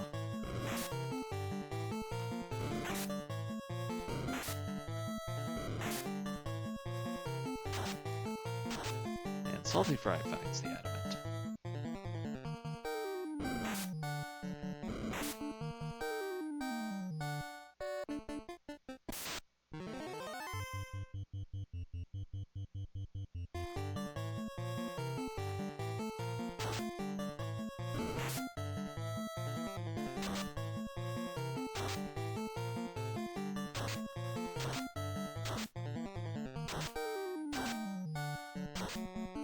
Now, Zelnap with the Rod is going to make an early Earth play, but it looks like these Spectres also... Either the Spectres or the Geists have Stone Touch. Question in chat about enemy HP randomization. So, all of the stats are randomized on a different scale. Some of these scales are capped harder than others, depending on how influential the stats are. For example, even though you set the base randomization to be 50% to 200% of the original stats, for something like strength, that will be half as effective. But for HP, one of the unmodified ones, a monster can have either 200% HP all the way down to 50% HP, anywhere in that range.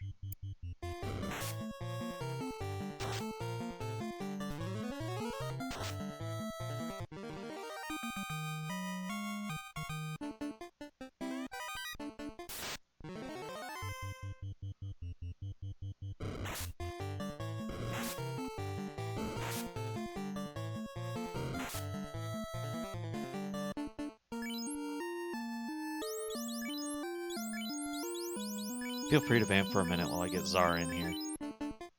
No worries. So we're bringing in Zar right now, who is currently going through Ice Cave. Zar also made the early Ordeals play and got rolled by Argoyles as well.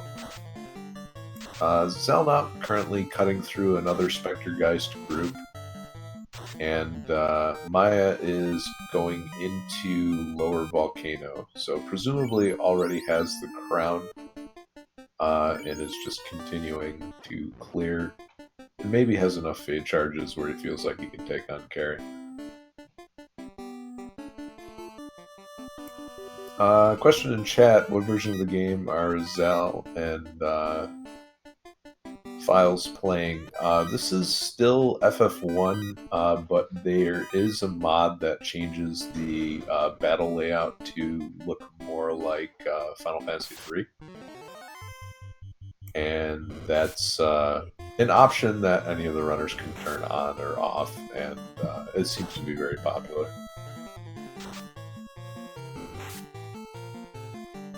Question in chat, yes, Crown was in Volcano. It was in the second floor treasure.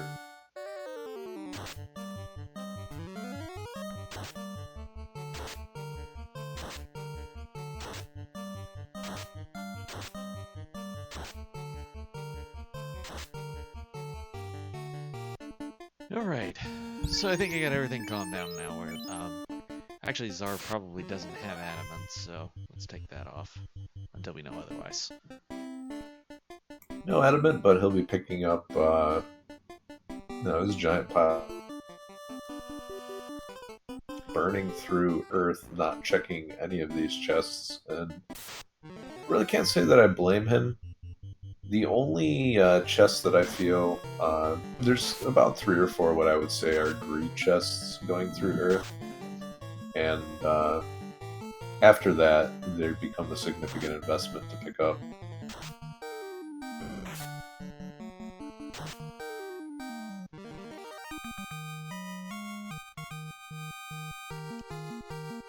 So it's just interesting how the dynamics can go. If you saw the last race, runners were making progress quite a bit faster than this, and that might be part of the influence here.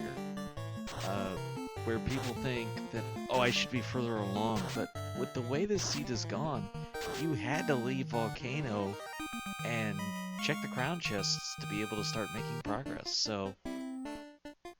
So far, that's just Salty now and Zalnop, and it just, you weren't as far behind as you might have thought. So Zalnop, now with Fade and Harm 4 against Lich, and should be able to finish out this fight relatively quickly. Again with Lich, even if he gets the high end of scaling, he's just not going to have that many hit points. So Zaunop's going to get orb number 2. Well, that will be his first orb lit. Yeah, looks like he left to do the crown chain. Yeah, he left without finishing Volcano. He just took the crown and said the encounters here are not that nice. And from what we've seen, the amount of setup it took some of the runners to beat carry, that coming back and running all the way down may not have been a bad idea. Looks like Maya's going to take a shot at carry right now.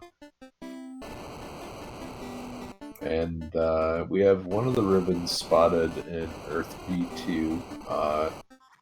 It's not any of the chests most runners would be picking up on the way by, so presumably guarded by Earth. In that case, I don't think we're going to see anybody else get it, because you're probably going there after you've checked the crown lock chests, found the slab, and you're in go mode, so you're just not going to spend the time.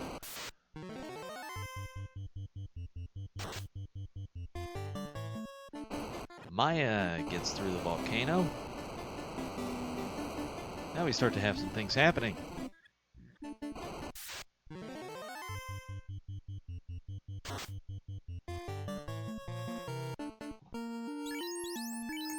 And Zalnop's going to make another run down the volcano.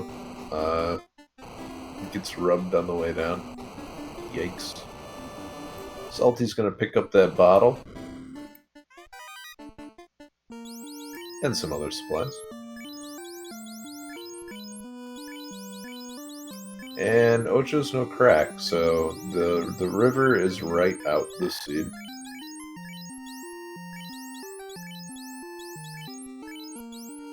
Boy, there's been a lot of places in the world tonight that just, there's something there.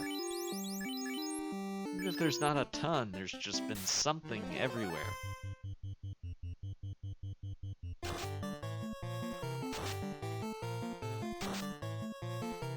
Did Salty not class change yet? I very much would have liked to have done that before coming here.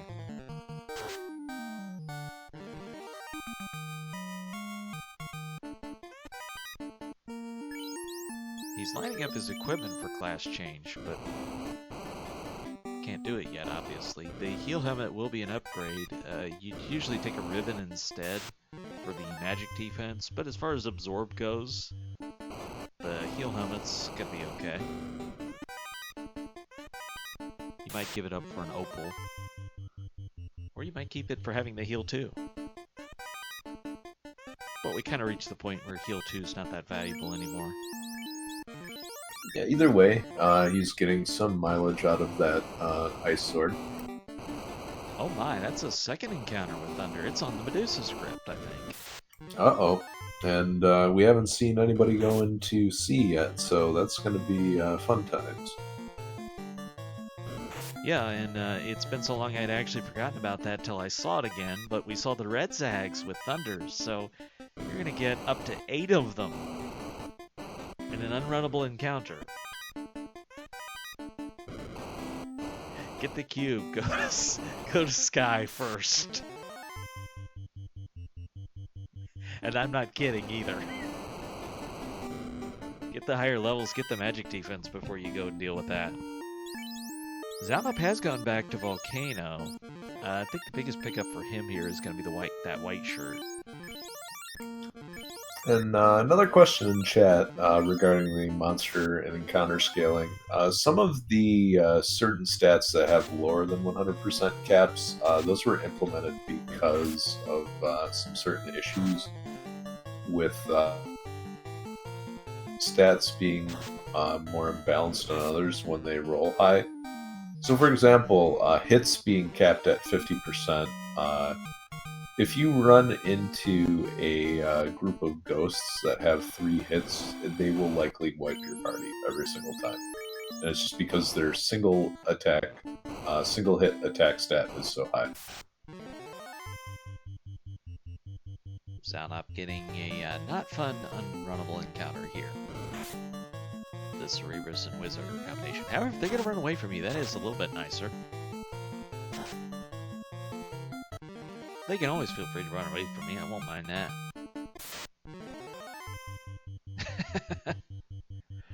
Red D not on the trap dial. Hey, Group 8. Or is that, he might be Group 7. Or, it depends on what floor he's done. Yep, I think this is a 7.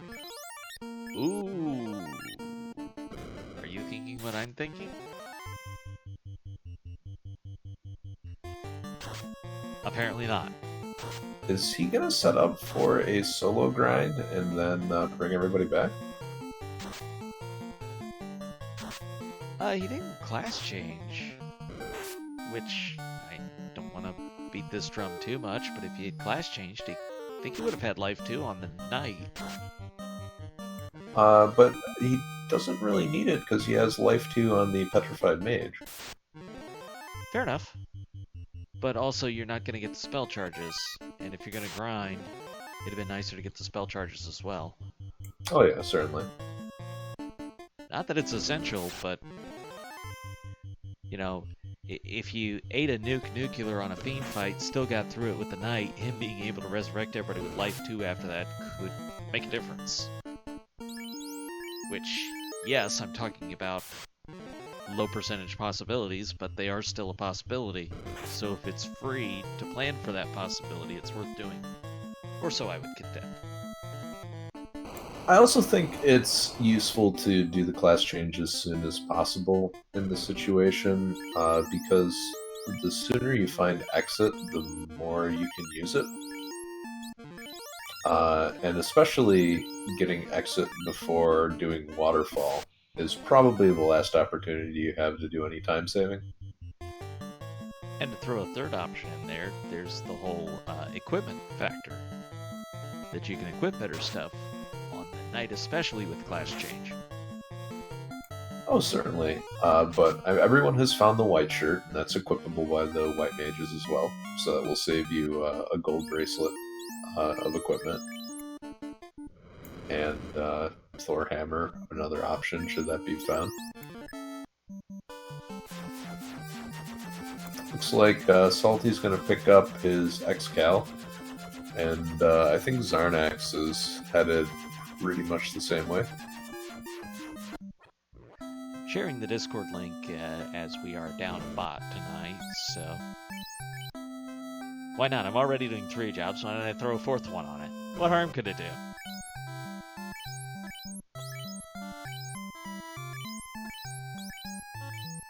Question in chat: if you run vanilla Final Fantasy, basically if you don't randomize things but run the vanilla version through the randomizer, yes, all the quality of life things will certainly speed up the game. The buy 10 option makes getting potions faster. The animations are sped up. The dash option is also new to the randomizer. So yeah, you could definitely finish up the game quicker. Knowing what treasures you want would make a difference, but I think you could probably even close to full clear the game in under an hour and a half. Which is considerably less than the current world record.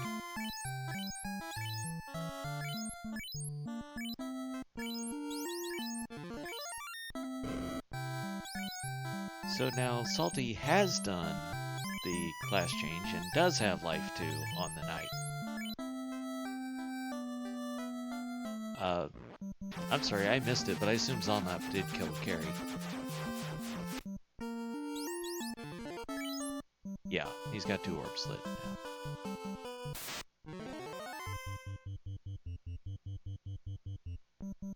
And I still don't actually know what Zar has done because we brought him in when he was mid-run, so if anyone sees he has an orb lit, please let me know.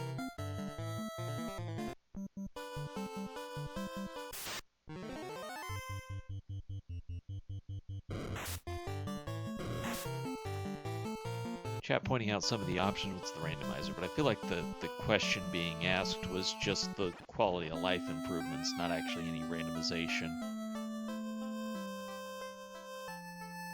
But yes, you can basically just play the vanilla game plus the conveniences, as we call them in this randomizer. as Zalnop is able to get the chime. And he didn't class change, so he can't check the spells here. And if that happened to be where exit was, that'd be unfortunate. And we don't know yet. There's still 3 white magic shops we haven't seen yet, if I'm counting right. Onrak, Gaia 8, and Leafin 8.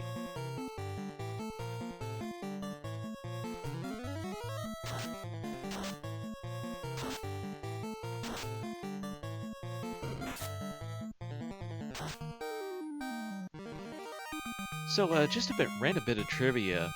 A lot of this randomizers was kicked off thanks in part to the work of the Zelda 1 randomizer that Fred Coughlin gave to the world.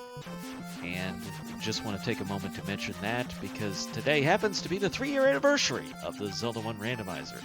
So, thank you, Fred. Also, thank you, Randomania, for hosting us tonight.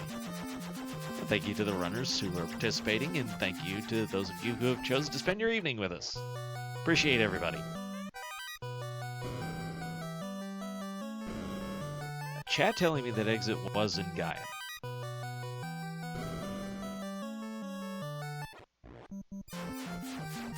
And Salty's able to translate the slab.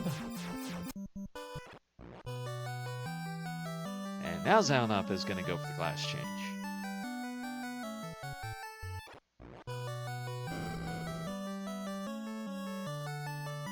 So once you have the airship and you start really having options, we've seen a considerable uptick in pace.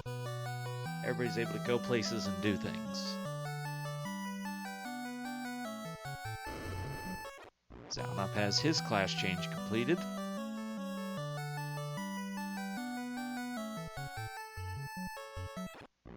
Alright, first look at level 7 white magic, and we have, hey, there's life.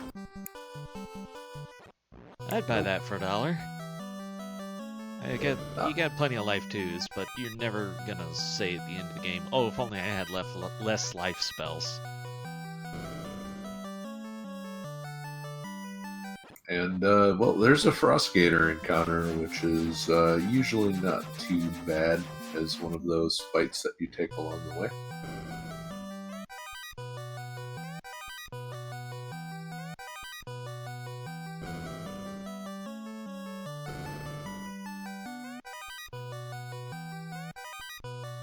So, haven't seen anybody go for the cube yet.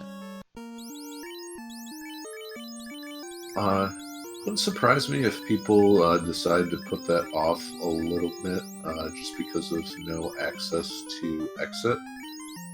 You can definitely save some time if you route that in at roughly the same time you would getting exit. That is true. The other thing I will say, though, is if you know/remember that you're facing Thunder in the Sea Shrine, this would be one of those cases where even if it takes me a little more time to route going this way, I would go to Mirage first, because I'd feel a whole lot better going into Sea Shrine with another 15 levels or so. Maybe not even the levels, but there's quite a few easy chests to check in Sky and Mirage, and you could find a ribbon or two. And when you're facing 8 potential Thunders, any amount of magic defense increase is going to feel good. Especially when it's against a group where all you need to do is go first, and you have enough life twos to make up for any shortcomings. Yeah, just as long as the ribbon wearer gets to cast the Fade, then you're fine. No harm done. No, you'd be casting Fade. You just said that. There's no harm. They're not undead. Womp womp. Zara's up to carry now.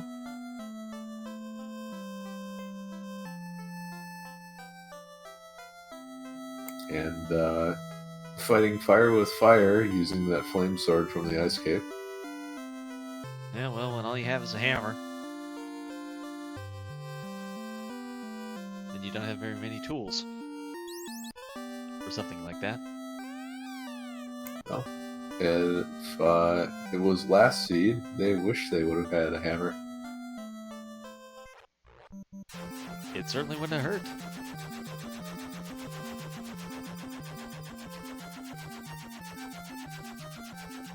This is Final Fantasy, not Dragon Quest. There wouldn't be hurt.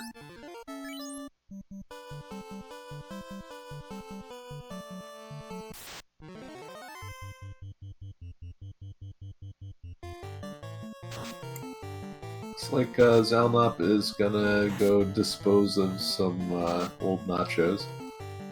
And this is another good fight to take along the way. These guys have a ton of experience and can usually be dealt with fairly quickly. Yeah, they are one of 500 encounters that have poison touch, though. At least it's not one of 500 that has paralysis touch like last seed. Or trance, or gaze. We saw a lot of stunning last seed.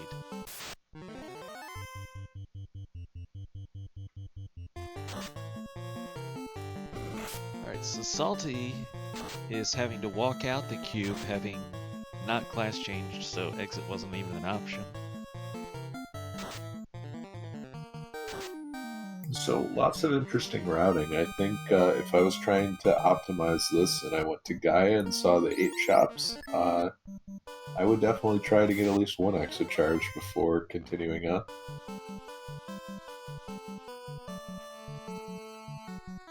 I think the big question is, do you make kind of this more standard play of going to Sea Shrine first, since you're in this part of the woods, or this part of the world even, or do you go back to Mirage? Salty's got the chime, so he can get in, but not the cube yet to complete it.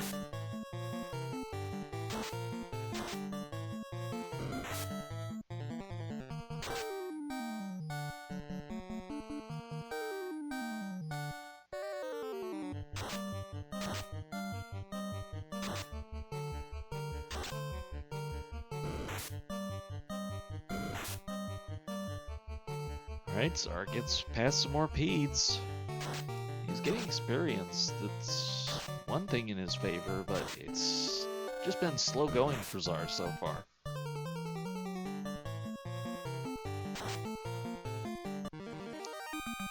And I do believe he has the crown since he got out of the volcano, but have to catch up on things along the way.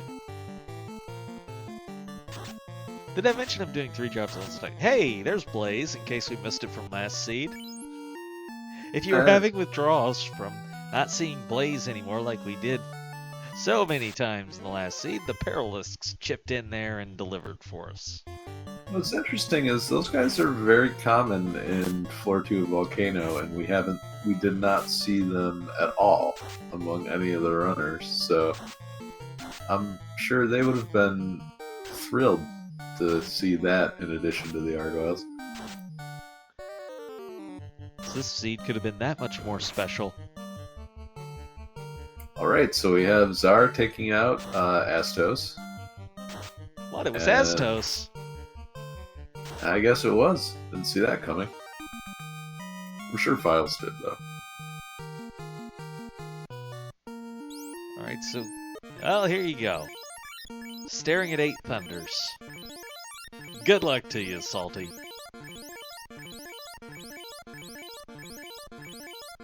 I don't know what else to say. Cue the There's Thundercats theme.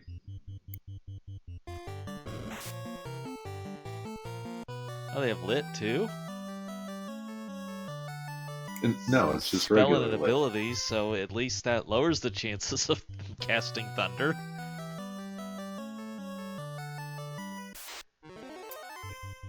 Just regular lit, not lit 2. That's much more welcome. I'd even welcome lit 2 over Thunder.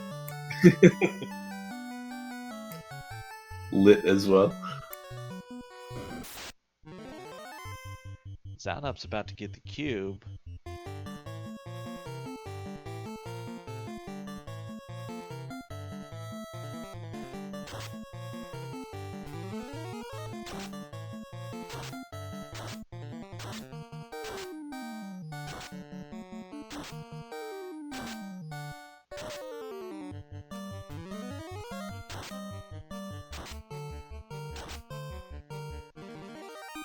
Alright, so we'll see how nice or rude this sea shrine plays out as Salty continues to work through it.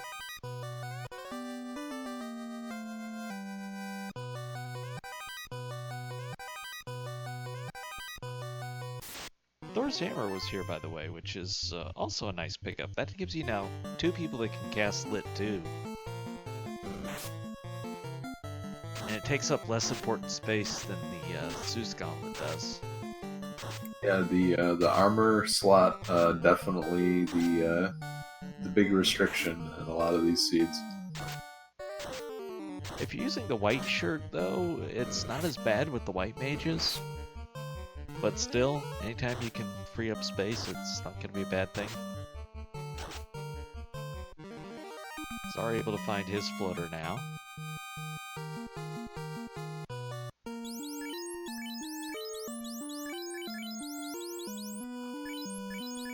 Looks like he's going to take the long walk.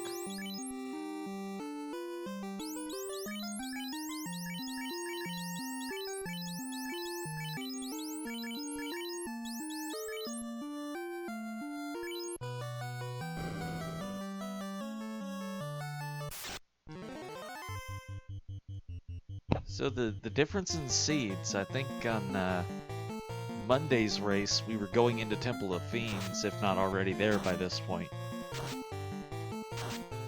Versus 2 orbs.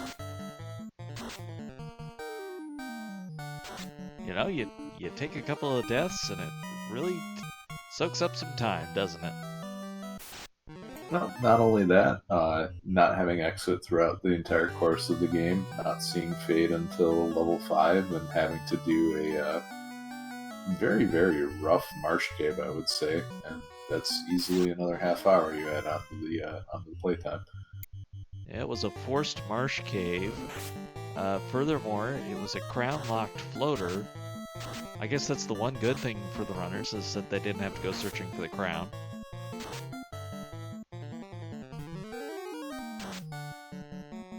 Apparently these Wisp Mummies have a good bit of hit points.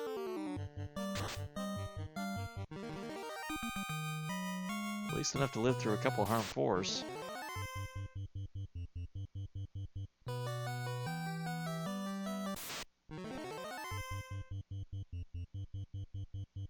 Only seen the one red sag encounter, though, so far on Salty's side.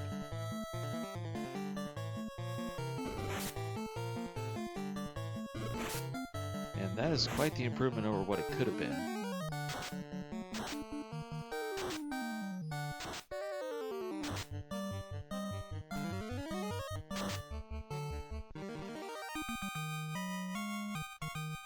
Zara has his airship and starts checking the world for treasure. Second heal helmet is located for Salty. That'll be unnecessary. That's some good stuff in the Sharknado room.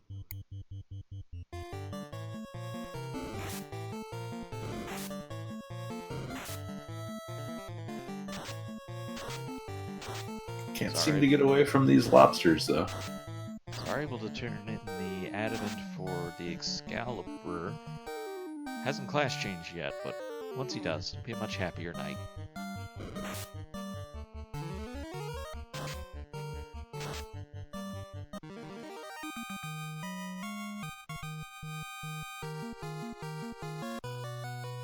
I think having Excalibur makes me feel a lot better about the Fiend fights here.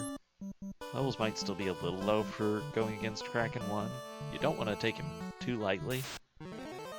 And even in the last seed, where runners were able to complete it in a pretty quick time, we still saw a couple wipes to Kraken, as I recall. But otherwise, this has been a pretty nice encounter table for this Sea Shrine. Yeah, not a lot in the unrunnable department, and really, Salty's only seen one of those brutal encounters. And Excalibur doing bonus damage against anything that has an elemental weakness he's gonna get a lot of mileage out of that in the upcoming Fiend fights.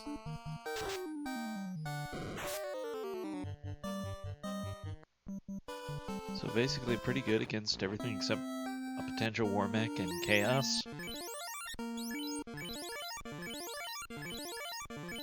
And even then, not bad.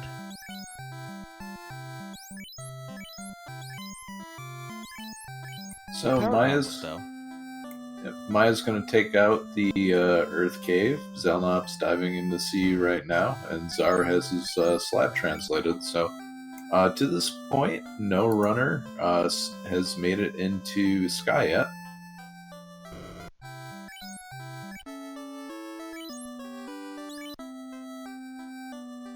I guess before you fight the Kraken, it is a good time to update all your equipment.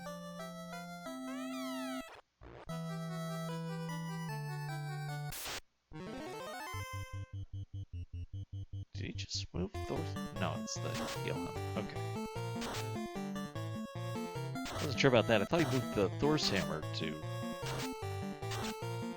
the first white mage, which wouldn't make any sense.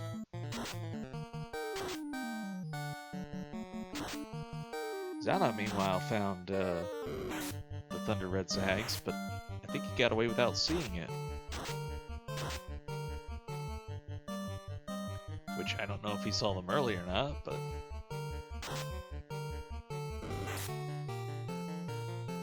Meantime, Salty is up to Kraken, and Zar has done class change. Alright, so Zar will be happy to be able to put the Vorpal to some use. Yeah, Zar probably would use Vorpal over Excalibur, because he's Zar. But does he not know where the bottle is? It seems he's forgotten, and gee, I can't think of any other runner that's done that. That could be worse. There's worse things to forget. I was going to say you're right. You could be both old and forgetful instead of just forgetful. Oh, wow. Cheap gold bracelets. Well, extra defense is good. Was that a ribbon guarded by the vampire?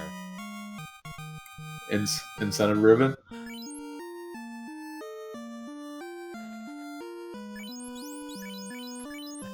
That's some place for it to be. And an easy place to overlook, even though it's so easy to check, but a lot of people might not. I think if you haven't seen a ribbon to this point and you're checking greed chests, that's got to be one of those that you pick up. Yeah, it's only something like 4 extra steps.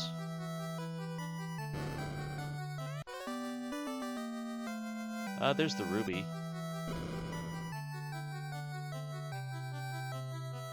Not required in this seat, obviously.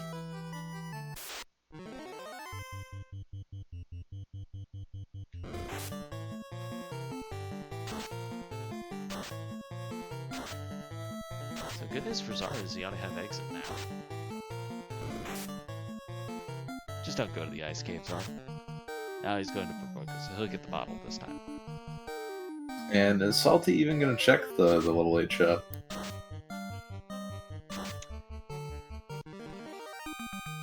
At this point, I certainly would while I was here, because it can't hurt. I'm just trying to think if there's anything else that casting exit would save you time on, and if you already have the cube, I think the answer is no. Fog 2. Still an argument to be made for that.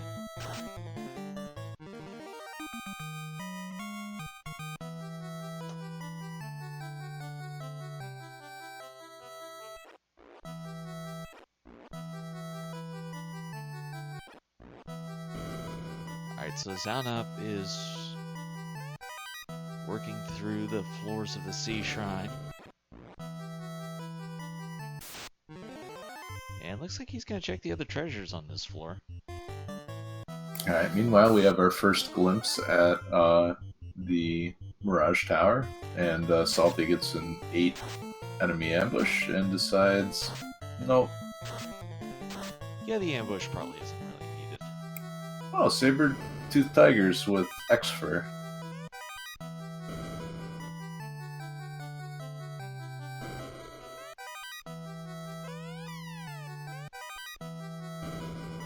I feel like Zaunop is putting some reasonable efforts into still looking for those ribbons. There's defense sword. That is not a bad find at all. Well, that is a very big payoff for doing those checks. Defense sword is one of those items where if you make it to the end without all of your mages, you still feel like you can get the job done. Although less useful in this particular scenario, since the knight can cast ruse at level 3.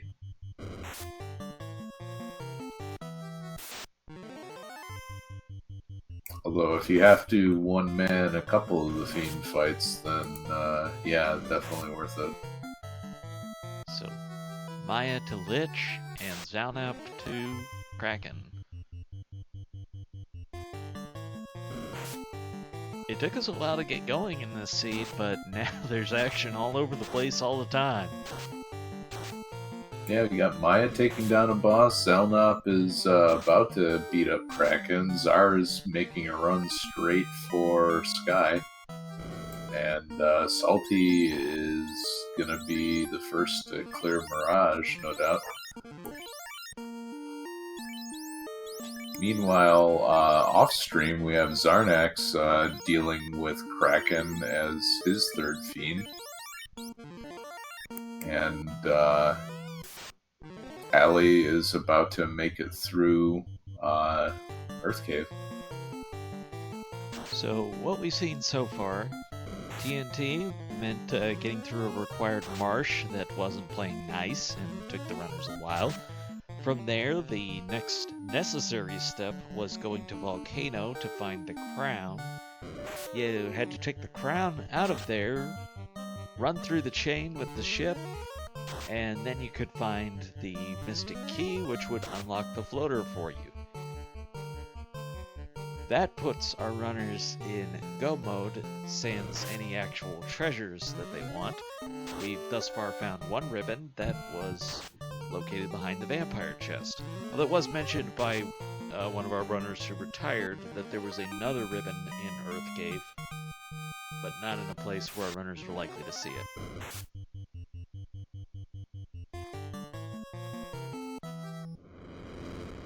Zaunap Second gets floor. Third orb. Second floor Mirage with a brocade.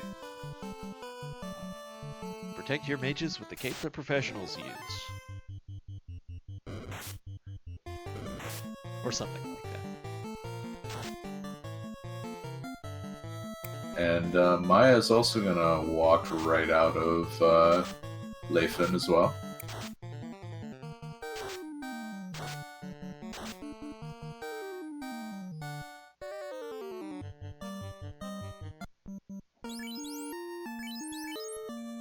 The river's not playing nice when you're staring down more thunders. Something's in the water today. Yeah, first the pirates, and now these Caribs. Arsahags.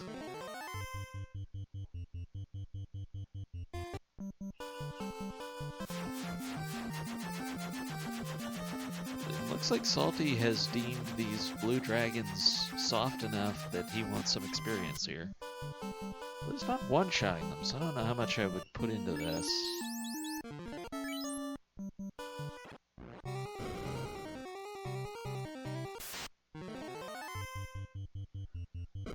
Getting him in 2 isn't bad.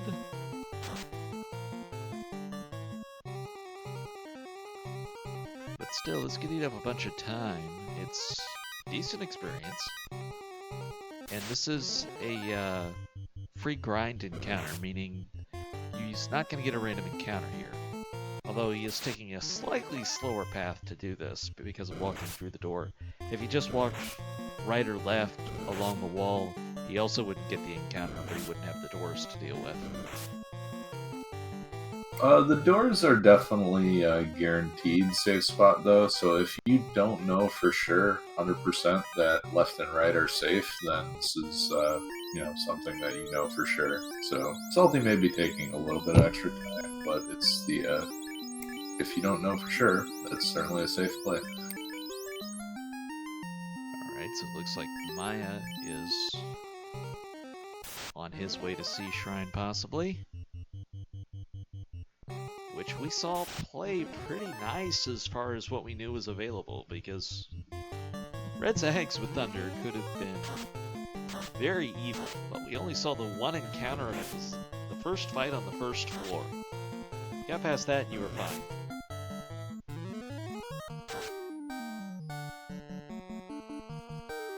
Alright, so Zelnop and Salty going through Mirage right now. Zelnop deciding to do, Salty deciding to do a little bit of grind, and Zelnop with a 1-orb lead. And it looks like Salty is just now catching up to Zelnop in levels, so also the work Zelnop has done along the way has paid off in levels as well. I don't think he's going to feel the same need to get levels against this Blue Dragon. Oh, and now Maya's turn to feel the thunder. Or not. He could He's just do clearly fade. aware, though. Clearly aware of what they have. 'Cause Yeah, if that's you go breaking out 3 Fates for this fight, you know. decision you make lightly. Question in chat, did nobody find the Power Gauntlet? We have not seen it as of yet.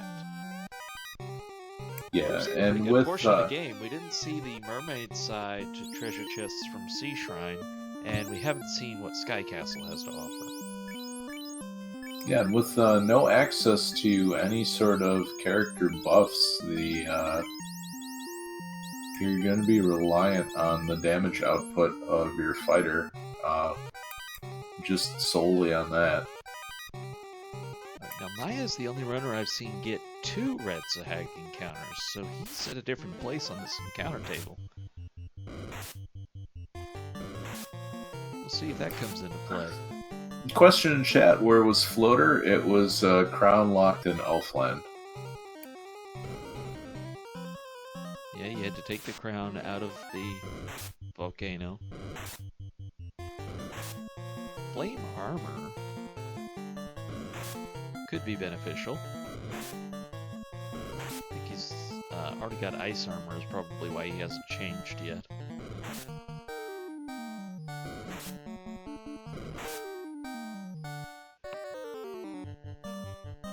Not always easy to remember at any given time what 4 runners have done. This is a 3rd Red Zahag encounter for Maya, and I didn't see more than 1 for anybody else.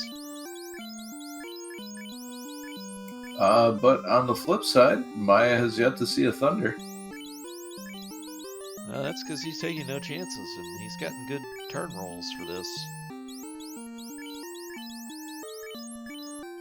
But him being on a different encounter cycle, I'm wondering if he might see ghosts that we didn't see for anybody else.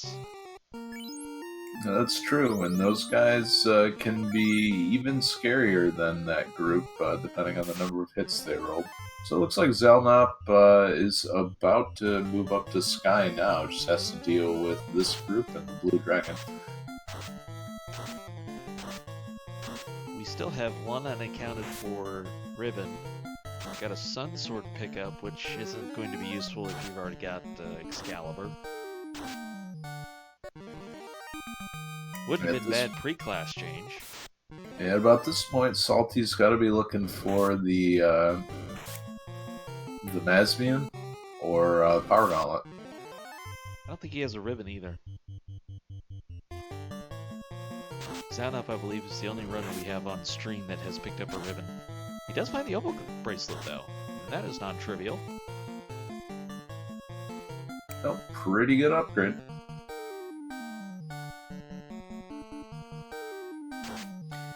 So, Ice Shield and Flame Armor, I might do that to get the resistances. Would you do that, or would you stick with Opal Shield? I would stick with Opal Shield. The issue is Opal gives you lightning resistance. So it's really, what are you more concerned with? And since enemies can have anything, you really can't plan around it. But if you know Thunder's on the Medusa script, then hey, maybe you would expect that one of them is going to show up in Temple of Fiends, since you haven't seen it yet. Zar gets the thunders. Salty running into the group 8 here and elects not to take this fight, even though these guys are pretty much the biggest experienced pinatas around on this floor.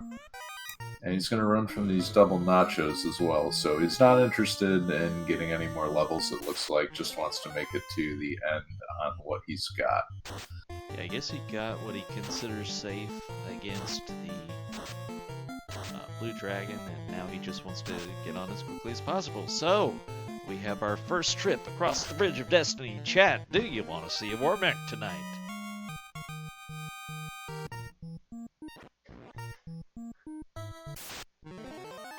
A hero won't run across it that's probably over halfway before getting the nachos.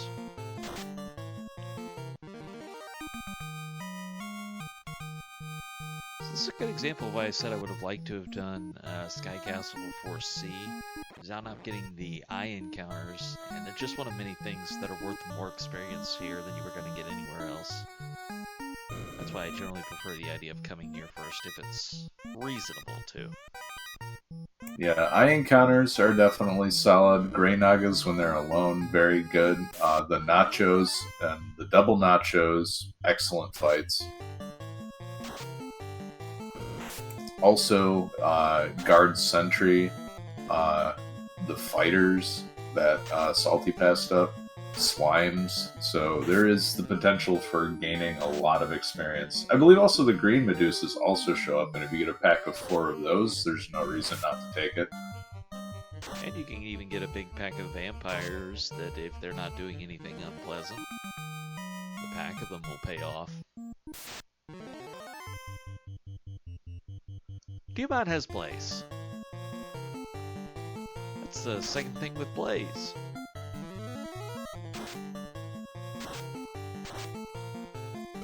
I don't know how many there are in the vanilla game.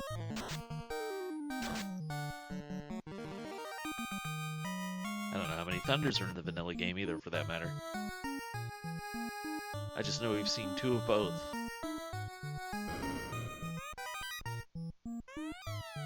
I also know we're about to see Zar take on Kraken, as Maya gets past Kraken.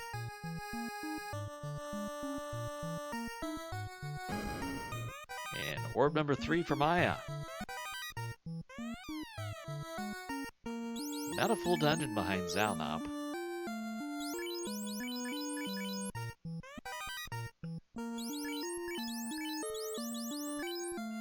Well, of course he hasn't gone in yet, but... And down goes Tiamat.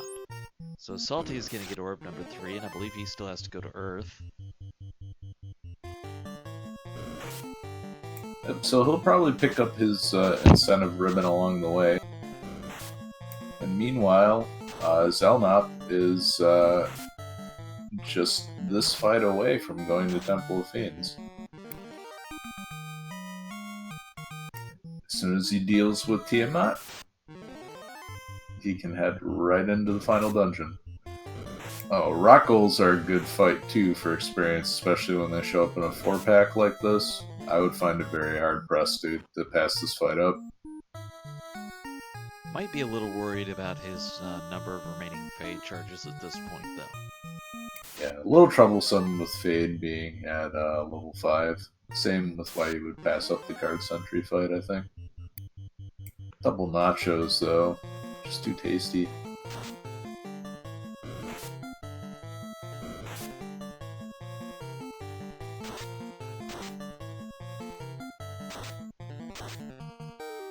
Salty dealing with the gargoyles. I thought he had Earth to go. Maybe it was Volcano. He could have left with the crown. It would have made sense.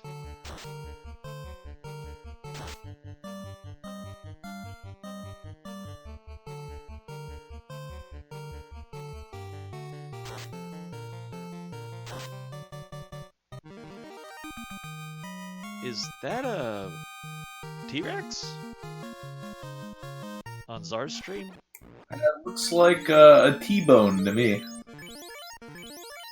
Well, that's not the fun percent name for Tyros, though, so I think that was a T-Rex. I mean, we have seen Group 8s around, so...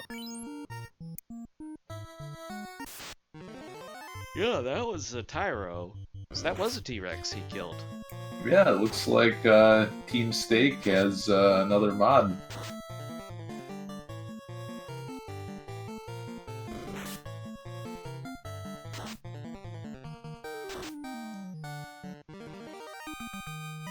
In chat, the steak wasn't blue. Fuchsia calls shenanigans. I endorse the shenanigans call. T-bone steaks need to be blue.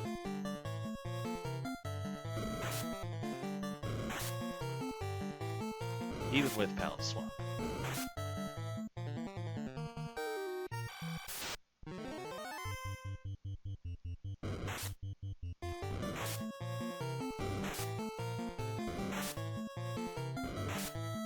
Alright, so Salty has to work his way through the remainder of this Earth Cave. One of the big things to keep an eye on is, does he check the treasure chest after the vampire? Never mind, if he's checking that, he's going to check after the vampire. If he's going to walk up there, he's checking all the easy chests, and he'll get his ribbon for that.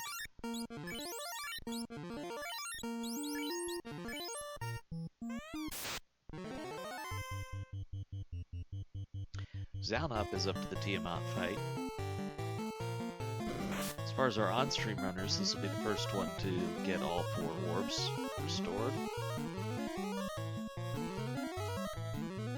We know from Salty's side that the Tiamat wasn't too bad.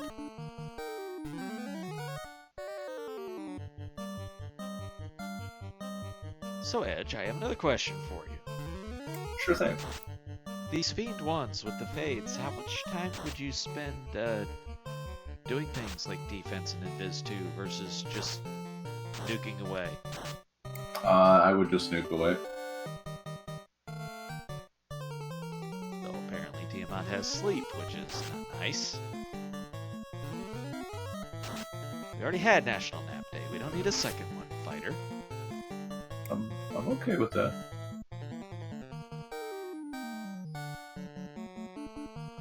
National Nap Day or a second one? Yes. Okay. Just make sure we're clear. Zar gets by the blue dragon.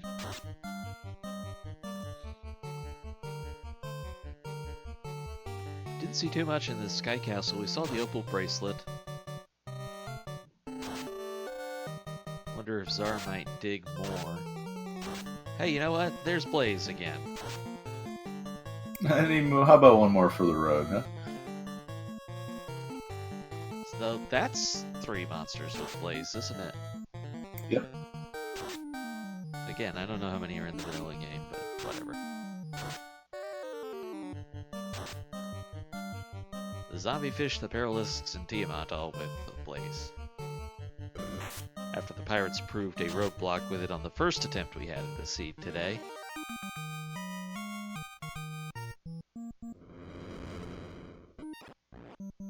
And Zalnop has all 4 orbs.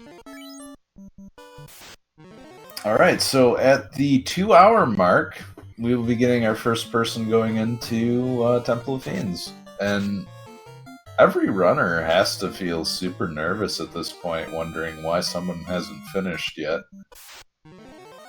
You would have to think that Temple of Fiends is pretty rough, but it's just everything else up to this point has been brutal. Am I correct that Zalnop does not have Excalibur? He did not. He did not go to. He didn't go to Ordeals. So I think he's on Sunsword, maybe. No, Sunsword is certainly enough to get the job done if you have some sort of buff, but you haven't found anything like that. So there's not very much in the way of chests to go that we haven't seen. So We did he see a might lot of be them in Sky hoping. Castle, though. We saw most of them in Sky. Everyone seems to have skipped that inner ring, though, and Yeah, those 2 that floors means went neglected. Obviously, we saw the first two floors of Mirage. I think Czar and Salty checked right side. I don't know if they checked left side. I think Salty might have checked left side as well. Yeah, I think they just did the one room and then did the window floor we've seen.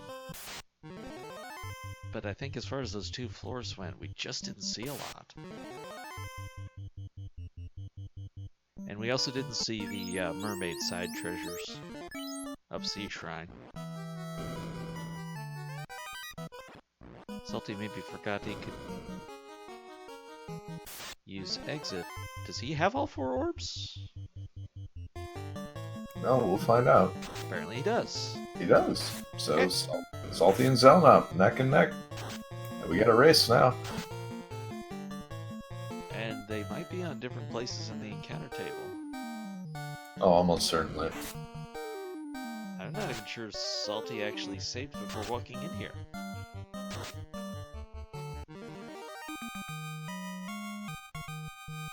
And that could be another factor. If you had to beat Garland again, that would be more time consumed.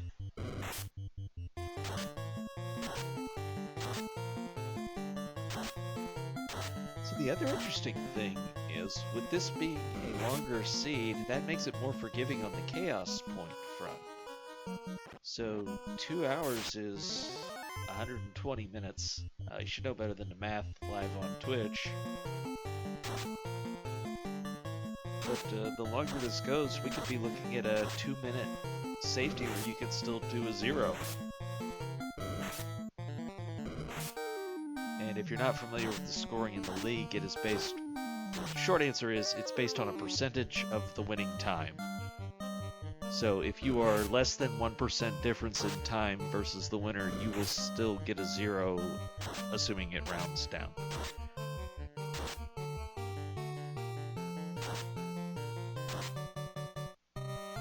Got the gas dragons on Salty's stream. And it looks like they're got a pretty good amount of hit points, just a single hit, but for a lot.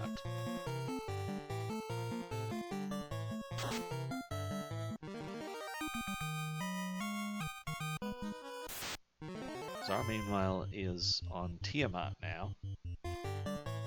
Question in chat, does nobody have the Moss Immune or Power Gauntlet? And no, they do not. We've not seen either one. So, with the fact that everyone has basically full cleared, Masmune and Power Gauntlet are either in here or they are in the center ring floor of Sky Castle. Or with the mermaids. That's true, they could be hanging out there.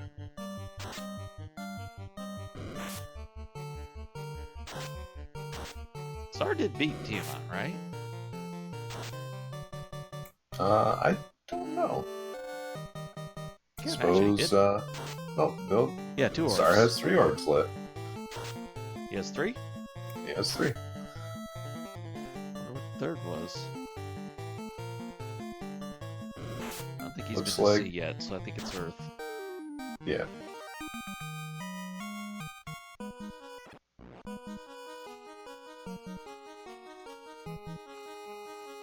So out of all of the non-required items that we usually like, all we've gotten is 1 ribbon.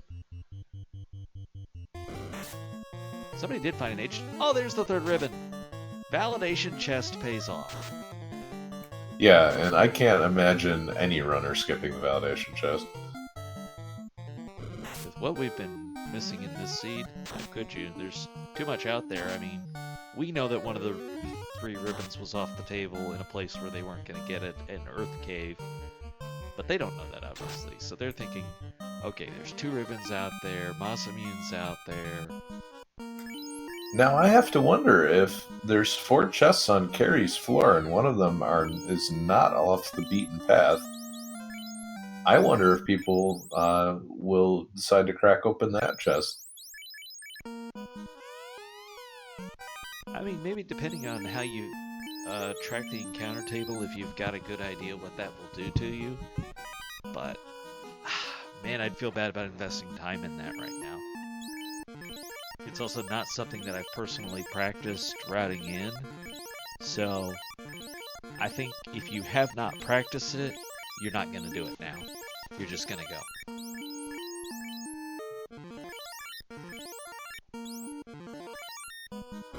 If you're gonna take extra encounters, though, Fire Floor wouldn't be a bad idea. But I think if you were gonna commit to getting extra encounters, you would have checked that middle ring.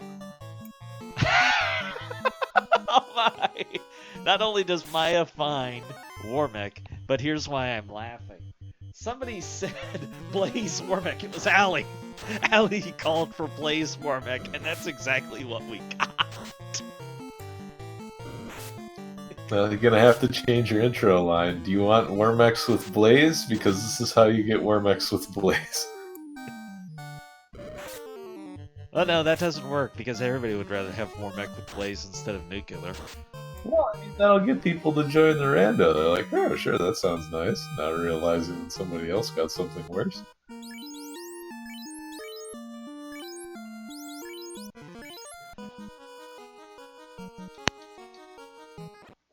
Question in chat, is Blaze more popular than Nuclear? Not anywhere close. So Maya's about to clear Tiamat. And in doing that, that'll be all 4 orbs. Not terribly far behind if this Temple of Fiends proves unpleasant with the later floors.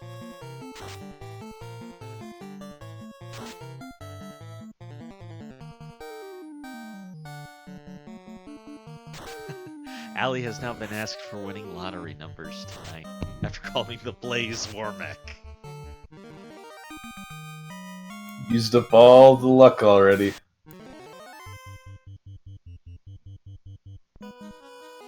Alright, Czar is about to the vampire.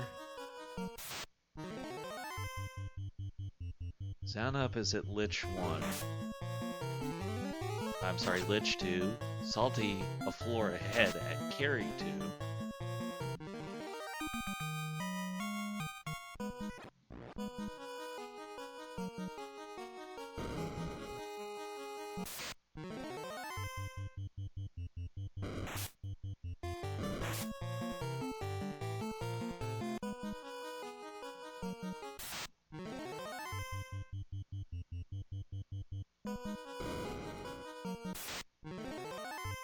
Salty on the Carry 2 fight as Maya gets orb number 4. And I guess with Carry and Lich revisited, I kind of have the same question as before. How much time do you spend tanking up with the Invis 2s versus just maybe throwing a Fade out there and seeing how fast you can kill her?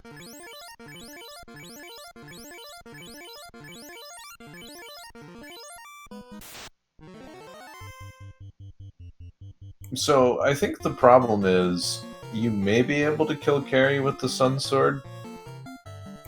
You are very, very unlikely to be able to kill her with the Sun's kill Tiamat with the Sun Sword.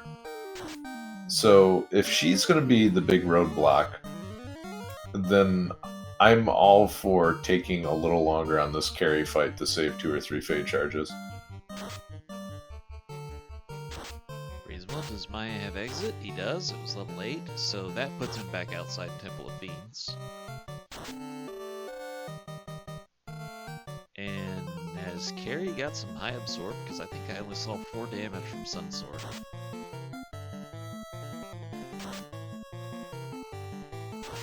Yeah, looks like not doing very much without crits today. And that could be a big difference in weapons because, well, you just saw it. Salty hit for 242 damage. He's got Excalibur, so able to take advantage of the elemental weakness. It's one of the reasons why I was wondering maybe Zelnop wants to take another shot at this. Open some more chests on the way down. If you were to find Masmune in one of these chests on this floor, that would make everything else, the time savings alone would be worth it. But you have to feel like the odds are that it's in either C or that middle ring of sky that you never checked.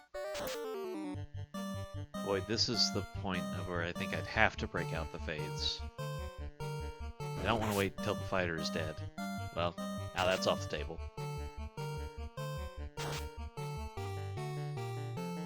it's a tough call, and water encounter for Salty. They have heat, which is gonna eat up some time, but not doing much damage is the nice thing.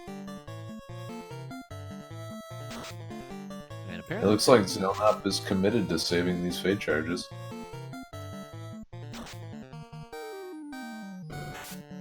boy, this just feels tough. It's like, well, there goes that. Oh, well, I think at this point you just reset. And that's what he did, and he's off. He's gonna go look. He's gonna go look for a weapon. He knows So, he can't do this. based on where he's flying, I've got to think he's going Sea Shrine. Or maybe not. Sea Shrine is a good option. Middle Ring of Sky also a good option. No, he's going Ordeals. All right, He hasn't he's been gonna there. find it. He's gonna find Excalibur. But does he have enough time to catch up to Salty? And Well, now something is Zardia up. also in Temple of Fiends. Well, the big question here is Salty gonna have enough to make it to the end here? If Tiamat is very, very likely to take single-digit damage, even with the Excalibur equipped, and entirely possible for Kraken to be in the same boat.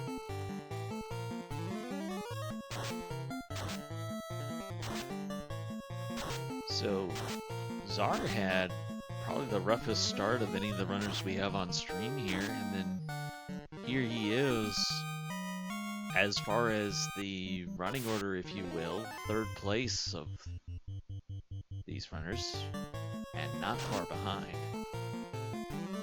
Maya taking an unconventional path.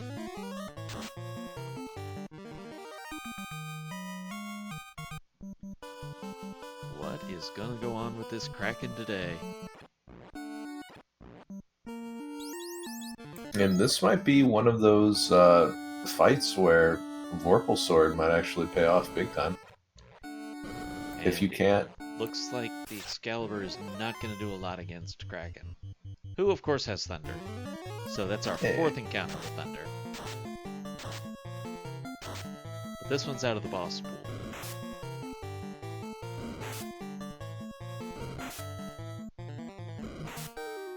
Got a little more damage on that hit.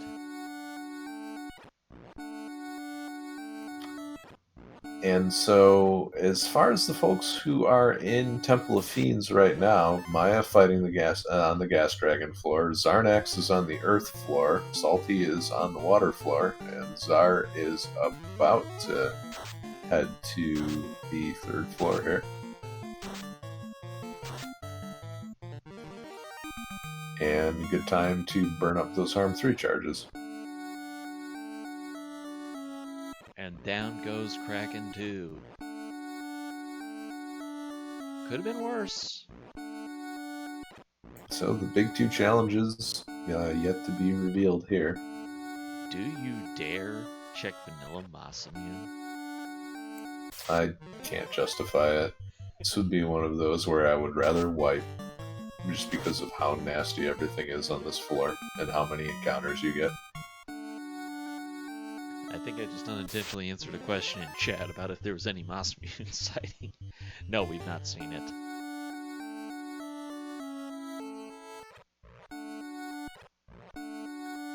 So Zanap was in Temple of Fiends. He ran into Carrie, and Sun Sword was not working well in that fight. So he has gone elsewhere. I suppose he would settle for the Power Gauntlet if he found it, but he's looking for something that would help him do more. Yeah, Power Gauntlet would certainly be enough, and Salty takes a swing and gets 243 against Tiamat, so this is doable. It might take a while. Getting low on the Invis 2 charges, though. That Also does not getting- feel good. Also getting low on the healing as well.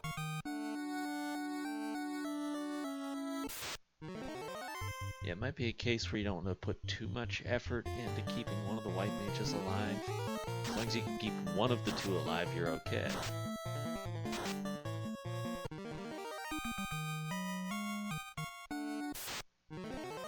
shotgun zap and only one ribbon, I think. Maybe two. It's a little hard to keep track. Fortunately, Zap being one of the lower accuracy AoEs and manages to dodge that. But Tiamat manages to dodge that sword swing, so that's not good. Ice 3 doing a lot of damage to tank.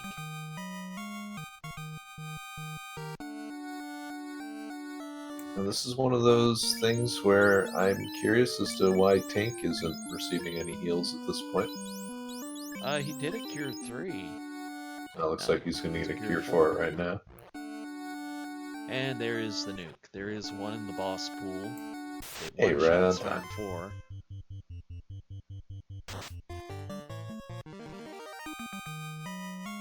And not going to mess around anymore.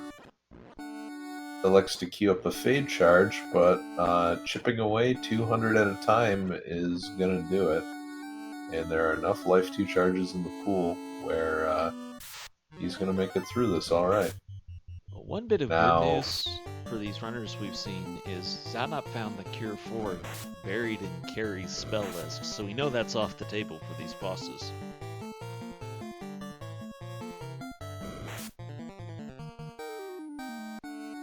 Granted, the rest of them, not knowing that, don't know that good news, but it is good news for them. And Salty about to give us our first look at Chaos.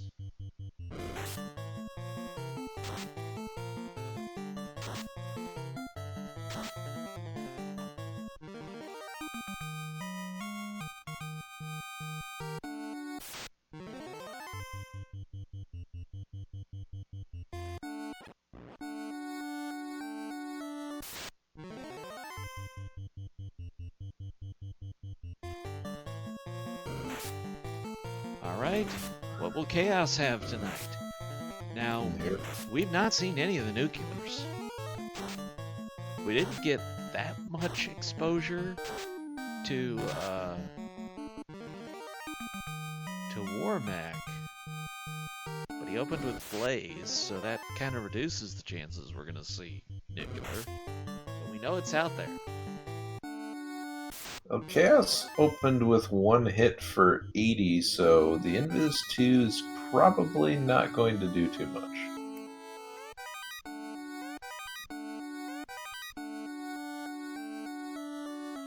Stun. And the good and bad news for Zanup is he found the Adamant. It might give him what he was looking for this.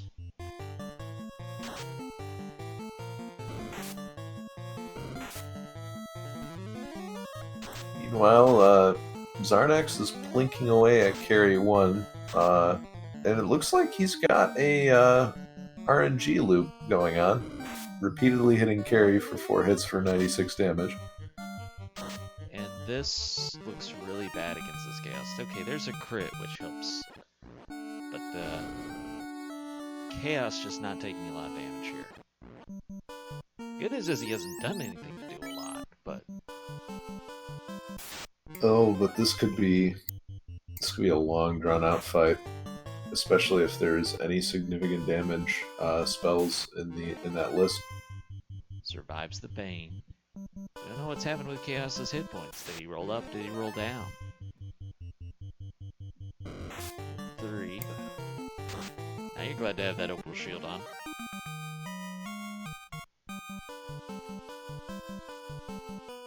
Well, no fades left. Looking at it doesn't help any.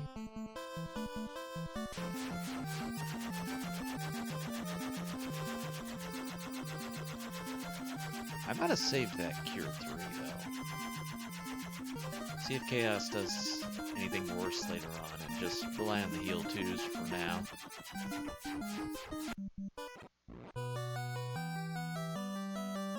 Yeah, this is going to be a very long and drawn-out fight. Oh no, there it is. I blinked. He has nuke. Nuke or nuclear? Nuke. I'm confused. Are there 2 in the boss pool? I thought there was only 1. Lich 1 has one, and Chaos has one. Okay. Good to know. I always thought I was safe once I saw Nuke. Well, that is... I did just say that I would kind of rather save that, Cure 3.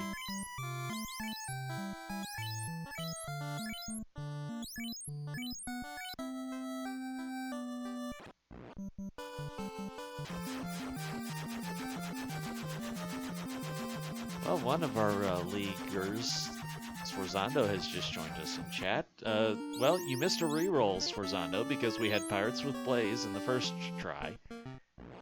This one involved TNT in Marsh Cave. Then you had to get the crown out of Volcano to find the crown-locked floater and slab. Then you were in Go mode. We did find 2 of the ribbons, one of them being in the validation chests. Those are the 2 that are by the Phantom encounter. Zalnop was actually one of the first 2 runners to get into Temple of Fiends Revisited. He just had the minor problem of not being able to do enough damage to carry, so he left to find something. His something ends up being the Excalibur that everybody else had. Here comes Nuke again from Chaos, so that can't be a long spell list.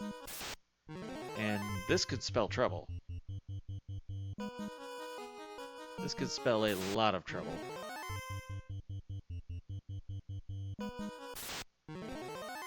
Okay, Edge, think on your feet. What are you gonna do? Well, at this point, there isn't very much you can do other than get some heals out and think about what you're going to do if you wipe on this. I should have specified. That's what I meant. What do you do on a wipe? What do I do on the wipe? I go look for Power Gauntlet. So that says to me mermaids, because if I'm going anywhere, I'm going there. I might have done more looking for it in Sky Castle while I was there, but I'm not going back there, I don't think.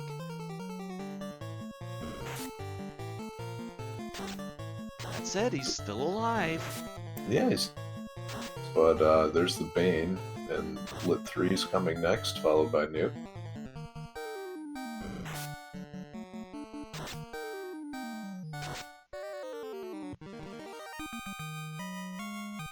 Maybe you should use that heal helmet instead of Zeus. I don't know. Might be nothing he can do, but... Yeah, he might be committed at this point to just dying to a nude. Gonna get a reprieve for another round. No Bane sword sided either. With this Excalibur. And not hitting often enough either. Could be interesting if Zar is using Vorpal instead of Excalibur to see the difference. Well, Zarnax is doing the same thing, and he's plinking his way through all of the bosses right now on Tiamat 2.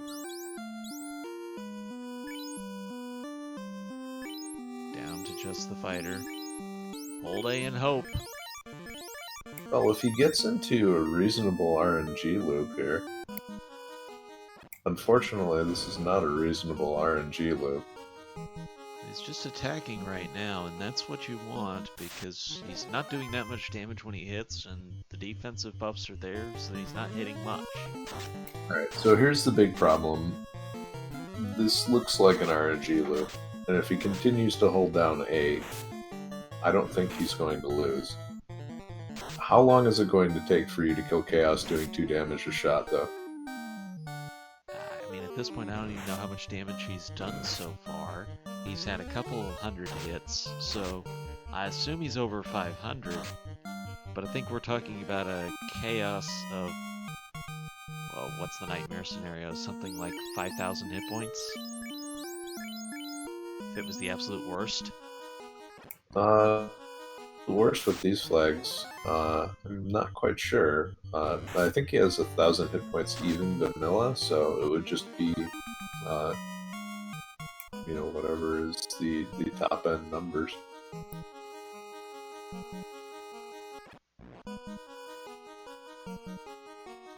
Question in chat: why does this happen? The RNG loop. So the RNG in Final Fantasy is is one of the variables that feeds into calculating the RNG seed is the current frame that you're on. And what he's currently doing is taking actions in such an order that he's getting the same RNG seed every time. So you could think of, say, there's between 0 and 255 different RNG seeds you could put in, which changes rapidly depending on the frames. The speed at which he's putting the inputs in and the position of the character is making it such that he's putting the inputs in at the exact same frame every time, so he's getting the same results out. And it requires the actions to be synced up in a very, very specific and incredibly difficult to manipulate way. You can recognize it while it's happening, but you can't make it. Here's my question: does that take away his crits? Yes, he's not going to crit. He's only going to do 2 damage. Okay, so good news, bad news. Yeah, so he won't die to chaos if he continues this. You just put a book on the A button and walk away, and maybe you'll win at some point. Well, I mean, if I was working from a higher hit point total when I was thinking of 5,000, I guess we're talking more like 3,000 in the nightmare scenario, and he is probably 2 or close to the 1,000 damage mark. Alright, so we have Zarnax on the chaos fight right now, and he is 100% committed to the Vorpal strat. Curious if we see more damage. We only saw 1 or 2 hits in the 100 damage range from Excalibur. Well, he missed so far, so don't know. Well, there's the problem.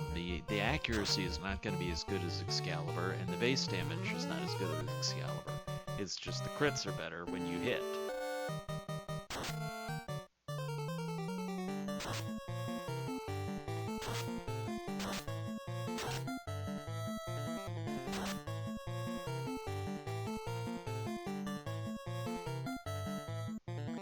So, I mean, for Salty, this is pretty good news, I suppose, because however much time this takes, you gotta figure it's faster than coming all the way through Temple of Fiends Revisited again, just hoping things go better.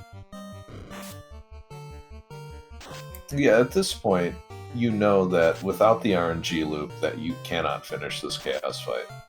So it's not only the time it takes for you to go through Temple of Fiends again, but it's the time it takes for you to go open a bunch of chests in Sky, Sea, and or even in Temple of Fiends to find either Mazmune or Power Gauntlet.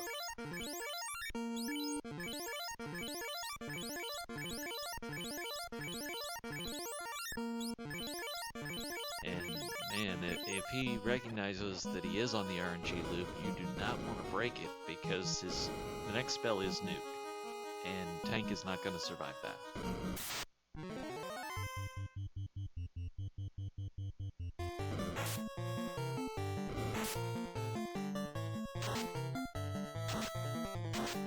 Alright,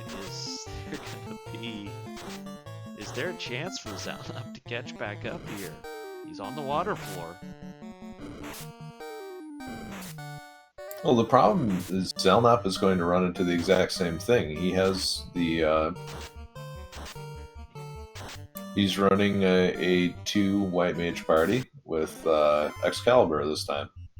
Yeah, he does have higher levels though, so he may have an extra couple of fade charges, and that could change the game. The thing about only doing 2 damage is it's just impossible to keep up with what his damage total is. I can't sit here and figure it out, but you put an extra 300 damage, let's say, in from Fades, and that's 150 rounds for Salty. So, Zarnax finally managed to hit, and it was one hit for 89 damage. Okay, so Vorpal's not going to get the job done here. Well, Vorpal is definitely doing better than Excalibur, though. He's also... Zarnax also did not ban one of the mages, and he is finished. Well, GG.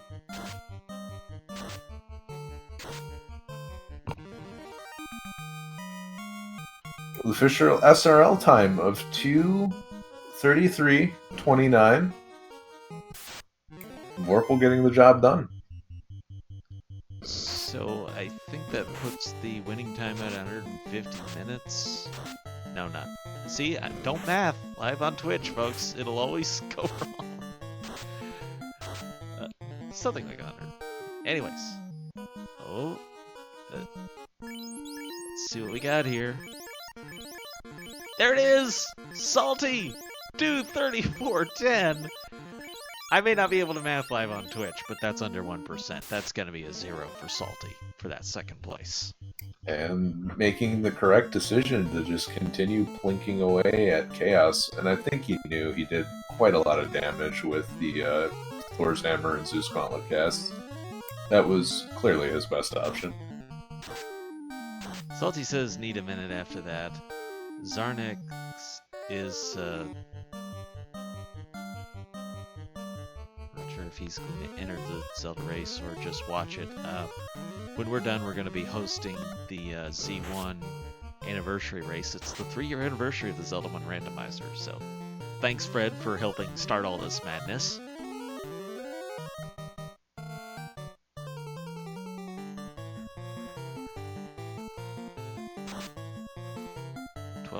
Steps. Maya gets the worms before getting off this floor.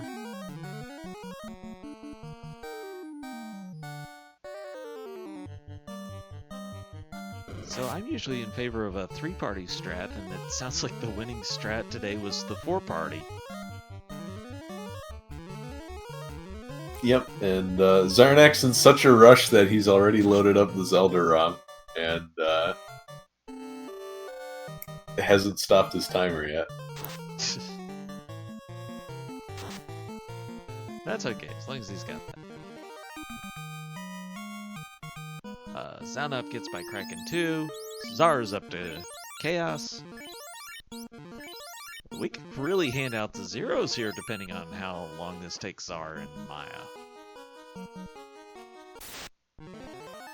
I don't know what the margin of error is. Let somebody else do the math.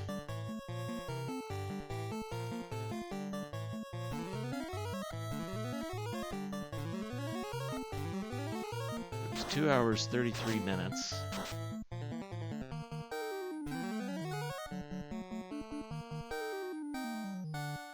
As for Zonda doing math, says this Chaos had about 1,500 hit points.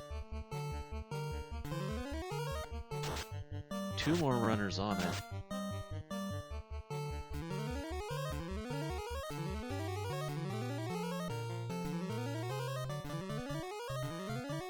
And even if we're past the 1% mark,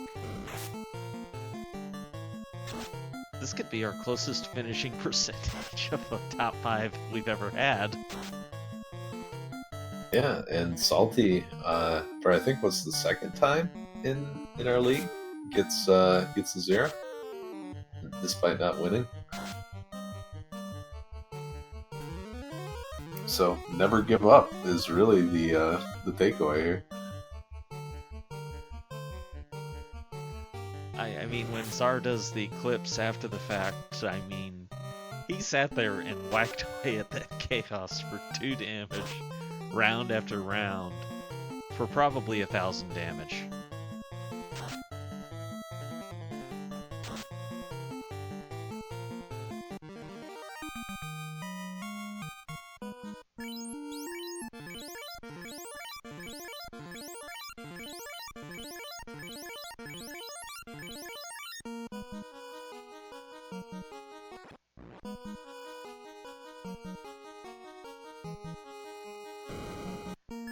Alright.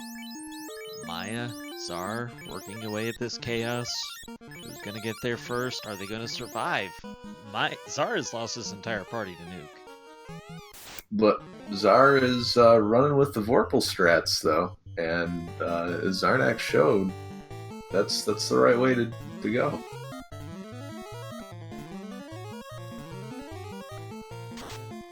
I don't know if we've ever seen 3 runners on Chaos at once before.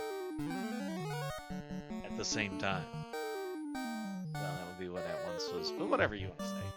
And looks like Zar had enough.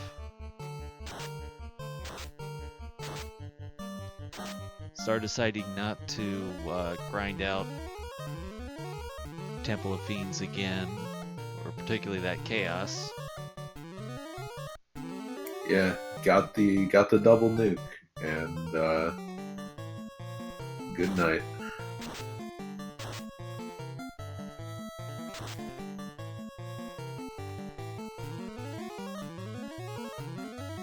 You can't ask a lot of characters to stand up to 600 points of damage.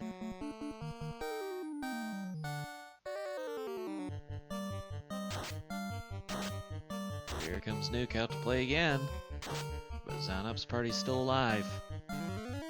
Interesting he didn't switch the fighter out, which in this seat is probably a good thing. Because Chaos just not hitting that hard, so better to have the damage sponge. And Zelnop electing to cure for both the mages. I think I would have liked to do that to the fighter first, in case of a nuclear coming down. Yeah, he's gonna lose his fighter. Well, I was wondering how many zeros we'd be able to hand out, but it looks like just the 2. So the Chaos's hit points was not that high compared to what we often see, but you had to be able to damage him, and that was a tough call today. Question in chat, can you cast life in a fight? No, you cannot. Or believe me, they would definitely make use of that life too.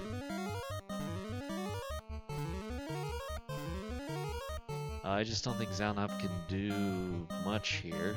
Well, he's got Thor and Zeus, which will actually do the job. And a crit from Maya, GG in 3rd place.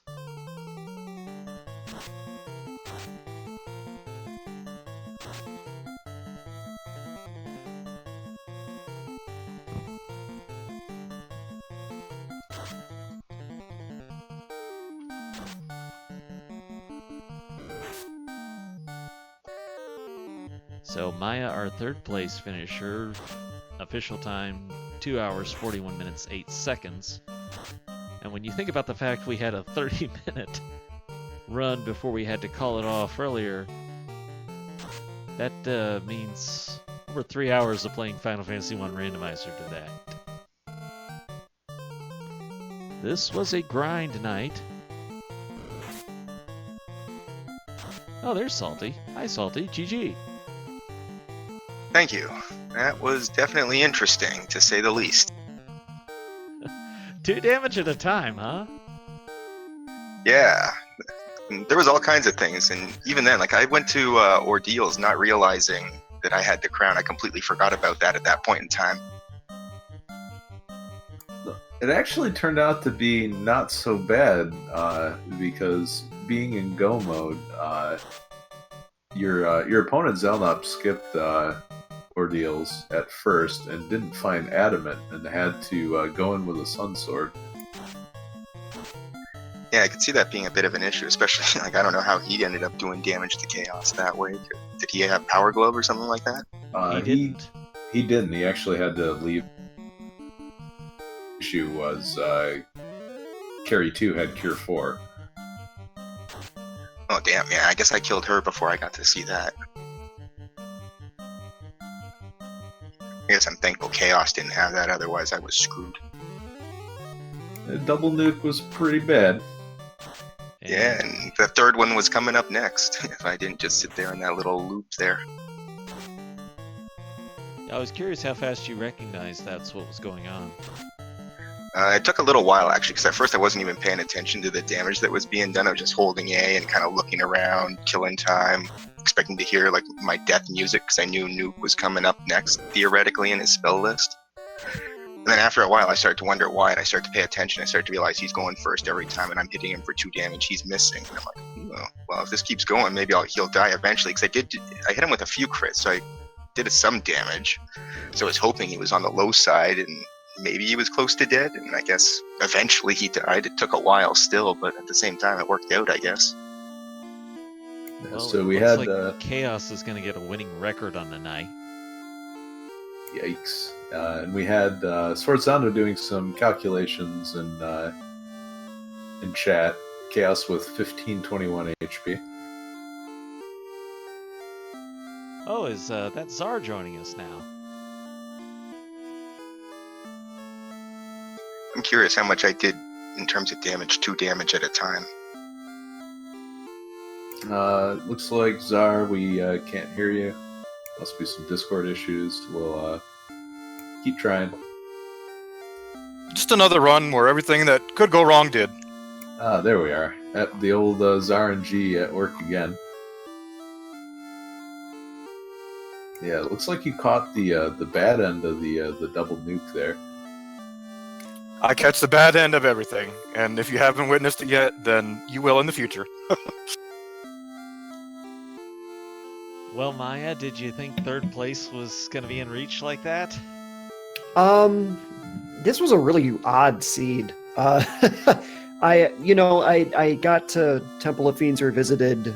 I had to have been the last person there. I felt like I was playing so incredibly slowly. You guys can tell me whether or not that's true, but you get there at like 2 hours and 15 minutes and no one has finished. And you think to yourself, okay, something's down there. Something terrible is going on. But I had gone with a 4-man party the entire time. So I had all of the defensive spells I needed and the patience to just chip away at things. And so, I don't know, I got it done. That turned out to be the winning strategy as well, with Zarnax going for the full party Vorpal strats.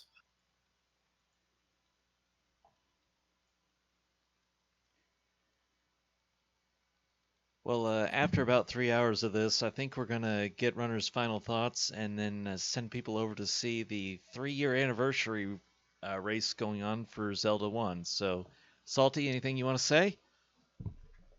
Yeah, this is one of the crazier nights of Final Fantasy Randomizer I've ever had so far. Maya? To anybody that's out there that stuck through this, thank you. That's very kind of you. Quite a few of them did. We had a great crowd on hand tonight, and thank you all of you who did. Czar, what can you say? My streak of league races from stage 1 to stage 6 continues. I don't have a win. Everything has gone wrong. We'll see if this streak continues in the next race I enter. Edge, I don't think you and I have anything left to say tonight. I think we just discovered another encounter with Blaze, though. Oh, well. We better get out of here quick. You don't want to see nuclear. Thanks, everybody. Hope you all have a great night and enjoy.